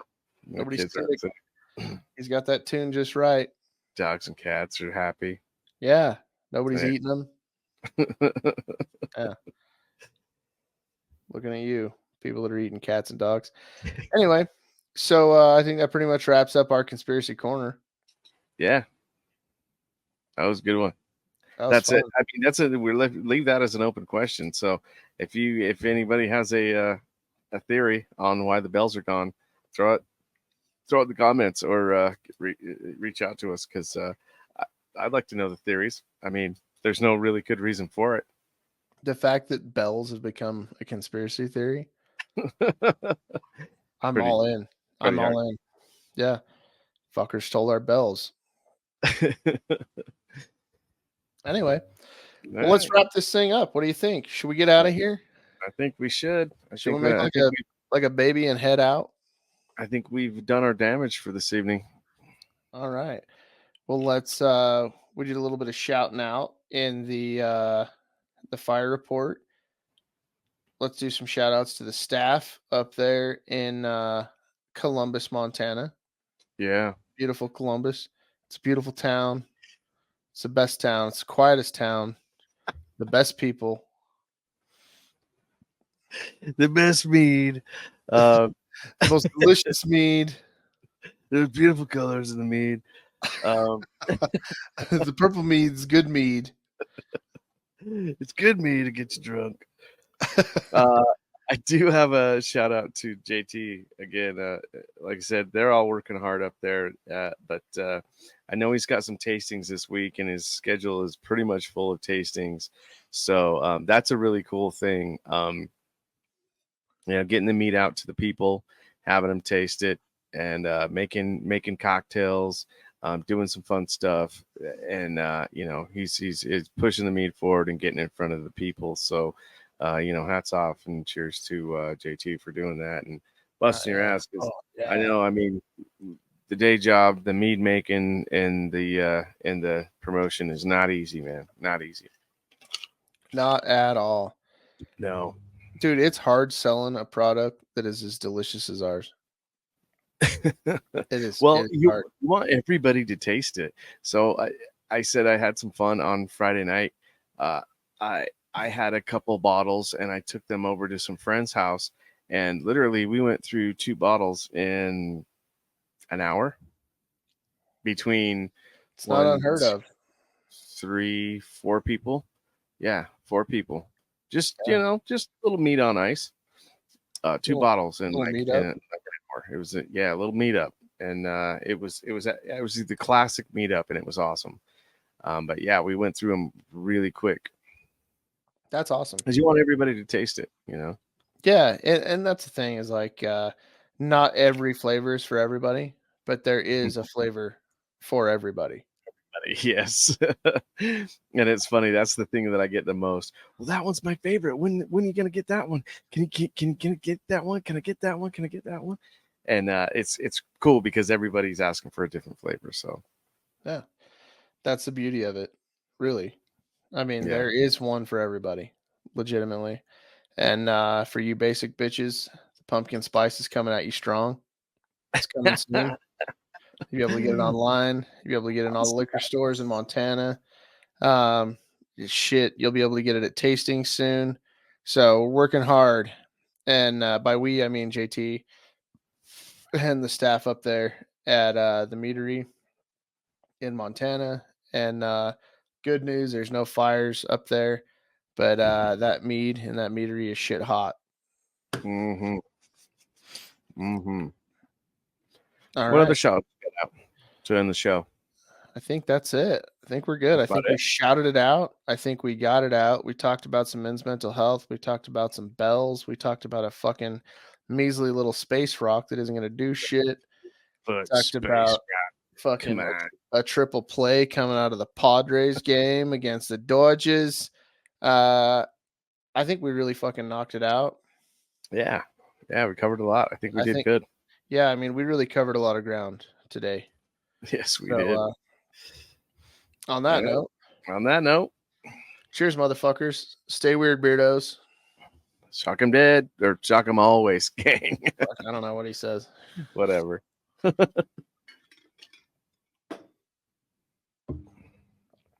And we are out.